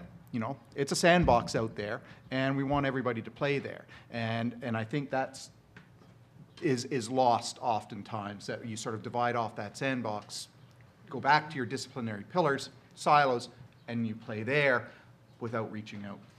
That's a very humble and noble admission to admit that you have to go back to the basic of your training. Do you agree? I agree with everything said. An additional thing is you have to look at the funding models, because the last thing you want to have is incent people to practice bad care. And fortunately, most clinicians are sufficiently honorable people that they don't do it. But you don't want to have them feel like suckers, that the ones who do the best are the ones who are least ethical. So I think another one of the reasons why I am such a big advocate of looking at the appropriateness and doing it with clinicians, because they know what seems to make sense, is to say you don't want to have the funding formula misaligned with what's going to be the best practice of care. And how do you do it in a way that you don't incent for? That's why I don't like all this activity-based stuff, because you don't want to incent people to do things that don't need to get done. We have a question in the back. Right, so again, like others, I would like to thank you for coming and for giving these talks. As someone who doesn't know a lot about these issues, it's been really educational. So I guess throughout the afternoon, I'm getting, I guess, a sense that, and please correct me if I'm wrong, is that we're getting to a stage that we're pretty good at identifying sources of disparity. We're, but pretty good at quantifying, measuring the impact of disparities, and fairly united they should be addressed. So there's and Dave Goldman said, but the caveat is more research needs to be done. So my question, I guess, is, with this wealth of information about the sources, impact of disparities, and potentially solutions to them, how efficiently is that wealth of information being translated into action? And what are, just briefly, maybe some barriers to that? And if you can identify, is there like some interventions that say the academic community agrees are good and should be implemented, but are for some reason not implemented? It's a great last question. To wrap it up, how would you summarize? I'd say one of the problems comes into ideology and people's sense of values. If you watch the debate in the United States over the Affordable Care Act, the main argument against it is, why should I pay for you? If you're poor and you're sick, you're obviously an inferior person to me because I am, a wonderful person, and why should I have to pay for you? And you can't debate that. I mean, you sort of can say, okay, if somebody's got contagious tuberculosis, you might be at risk of getting it. But the sense of empathy and realization that we're all in the same boat and we should be working together is something that is ideological and ethical, and I have found very alarming the extent to which we've given up on the idea that we should be helping each other. All of this, tax cuts, we shouldn't have to pay, no gravy train. I mean, what is a gravy train in a lot of cases other than helping people who need some help? And if I don't need a lot of health care, I say, thank you, I'm happy I don't need it. I don't have a problem paying for you if you're sick. The fact that I don't have any young kids in school doesn't mean that I shouldn't have to pay for other people's kids. So I think, to me, the biggest problem we have around this disparity is it's turned into some idea that if you're poor, it's your own fault and we shouldn't be helping you, the job creators versus the moochers. And somehow we have to get beyond that dialogue to recognize that we're a community. Your comment reflects a comment that I heard the director of CIHR make about a year ago, saying we can identify the disparities, we can identify barriers. Now we need to move to the solutions. How do we overcome them? And there's certainly a research, and there's certainly a host of best practices that are out there and that can be utilized and copied and shared across space.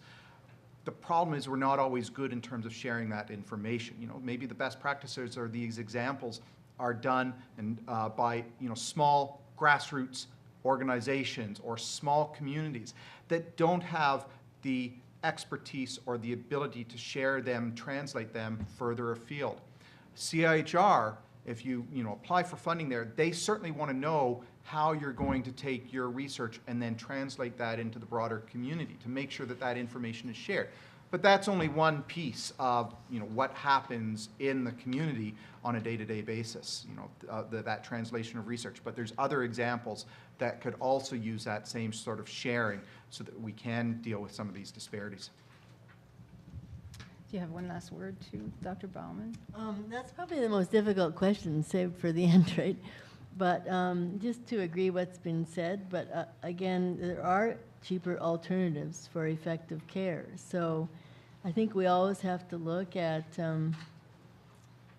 the best way to do things, and sometimes it isn't with the fancy hospital care issue. We love hospitals in Canada. If you try to downsize a hospital or make it smaller and move it into the community, take a part of that dollar, whoa, the public just, you know, down in Niagara, they're building another new hospital. I mean, do they need one? No, they tried to do an urgent care. Whoa, that community.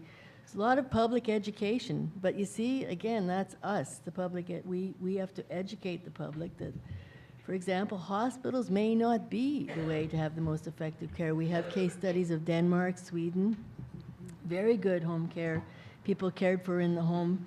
We don't have institutional housing of the elderly, et cetera, and so forth, that we're moving towards in North America.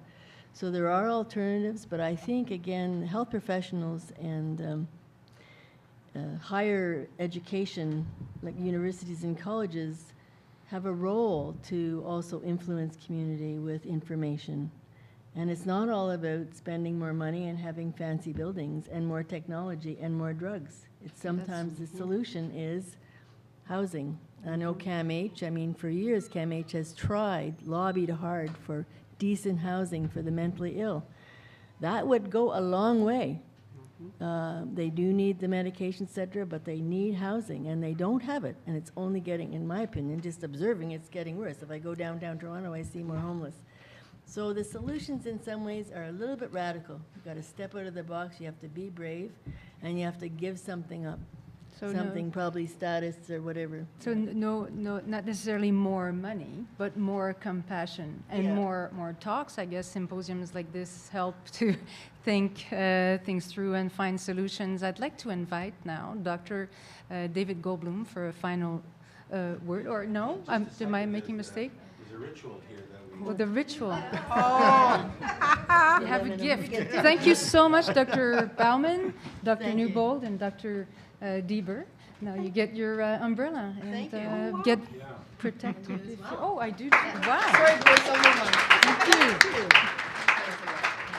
Thank you. And now, let's hear from David Goldblum, doctor, for the final word. Thank you. Nice yellow umbrella. Merci Véronique. Maintenant que tout le monde a reçu les parapluies de Cherbourg, on peut terminer. I've had the privilege for, I think, just about all 8 of these Massey Grand Rounds so far, providing the concluding remarks. In fact, it's the only time I usually get up to the podium. And I make the point of not trying to say at extraordinarily high velocity everything that has already been said by all the speakers all throughout the afternoon, but just maybe a couple of key takeaways, and then, of course, the high-speed limerick that inevitably concludes these. I think one of the important takeaways from today is about not confusing health outcome disparities and healthcare system disparities, because they are not as connected as we would like to believe. If you look at the Commonwealth Fund series of comparisons year by year of 11 countries, what do you see? Well, Canadians feel very smug because the United States, across every single parameter, is rated the worst of all the healthcare systems. What Canadians quickly turn the page on is that we're, in most categories, rated second worst. And all of the countries in Western Europe and Australia, yeah, that's not just e-health. And in fact, the latest one showed that our access to primary care is the worst of all the countries studied by the Commonwealth Fund. However, if you look at that Commonwealth Fund marker that measures who lives long, productive, healthy lives, Canada is number 2 after Australia, which is an important reminder that there are many determinants of health. And you've heard repeatedly allusion today to the issue of housing. And I want to remind all of you taxpayers that you chose, you didn't really choose, but you funded the giving to the Mental Health Commission of Canada of $110 million to conduct the world's largest randomized trial of an experimental intervention for housing for the mentally ill. And Canada has done the biggest study in the world now and is now the world leader in this area, and Paula Gehring It is the crowning achievement of her career that she designed and oversaw this study. And this study has demonstrated, and the final results will be released on April 8th of this year, the study has demonstrated that investing in housing, high quality housing for people with severe mental illness, saves the system money. To Race's point, that every dollar invested in good quality housing saves way more than a dollar in terms of shelter costs, emergency room costs, and of course, jail costs. Though that triangle among which people with severe mental illness often rotate. I hope, like you, like me, you had a bit of a twinge when we were reminded of that fact that the bulk of our healthcare spending seems to occur in the last 6 months of our life. There's something intuitively wrong with the way we approach end of life with a massive infusion of cash when there are earlier stages in our health and development where this money, this finite amount of money, would make a difference. At the same time, there are areas where we can expand. I mean, if you look in England, if you look in Australia, they've chosen to place an emphasis on public funding of psychological health services, cognitive behavioral therapy. In Canada, physicians have a public monopoly on the provision of psychotherapy, and the rationale for it is poor. I also wanted to touch on the idea of sort of place and integration. There's a program in Australia called Headspace, and it's a place where youth aged 12 to 25 can go. There's 55 Headspace centers across Australia, and these are not traditional hospitals by any means, but it's a place where people in that age category can go to get physical health, mental health, education assistance, employment assistance, there's programs for their families, and it's all one-stop shopping. It's all integrated. It's all neighborhood-based. And that's a model I think that we could look at in Canada. So I guess that's all of a serious nature I'm going to add before moving to the concluding verse that is part of the Massey tradition. So, bear with me. Today is a day to celebrate our Massey Grand Rounds version 8, awash amidst the flood of tears that marks the end of the Fraser years. We focused on disparity and searched for greater clarity. The fix is more complex than just more moolah from Jim Flaherty. A line, by the way, I wrote yesterday, so I'm a day short and $1 late, you know, or the other way around.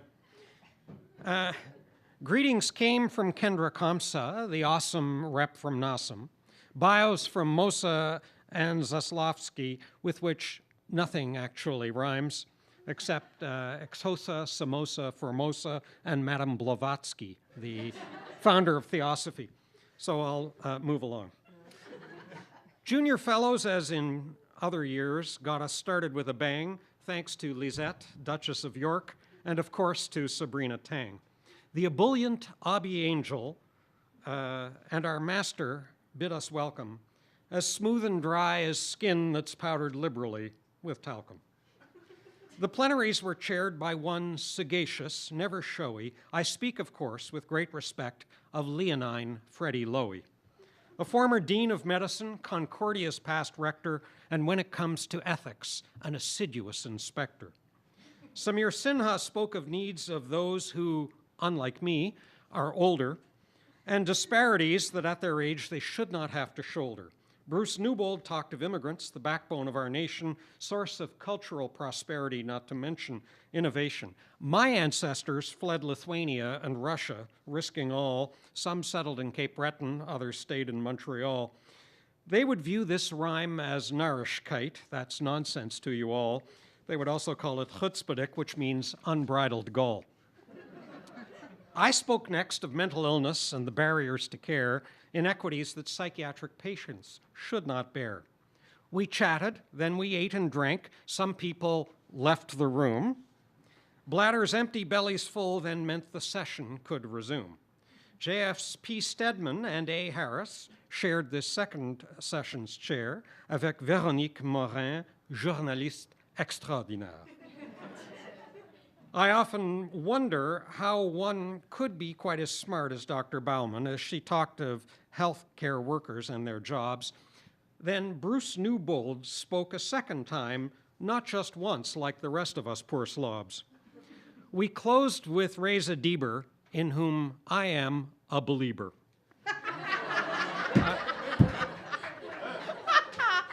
A scholar U of T can proudly claim. She challenged us to think in different ways if we are serious in changing regulations of the game. I'm out of words, I'm done with rhyme. This verbiage now must end, even though I still believe that doggerel is a man's best friend. Some Auden-like blank verse would be, of course, more apt and classy, but not for what they pay me to be at Grand Rounds at Massey.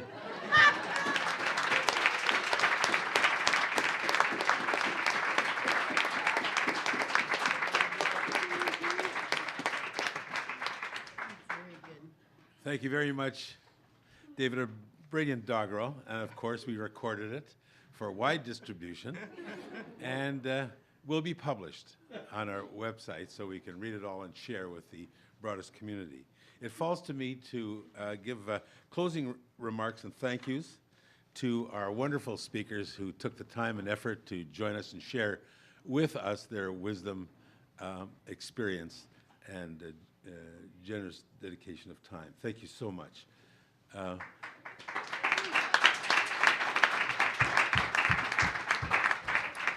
It's also an opportunity to thank our junior fellows, and particularly our co-chairs, vice chairs, and I won't name you all because you've all seen each other, but it's just a delight and pleasure just to see how things have worked out so well, and it's important to acknowledge. You'll all get your umbrellas at a separate ceremony, so don't despair.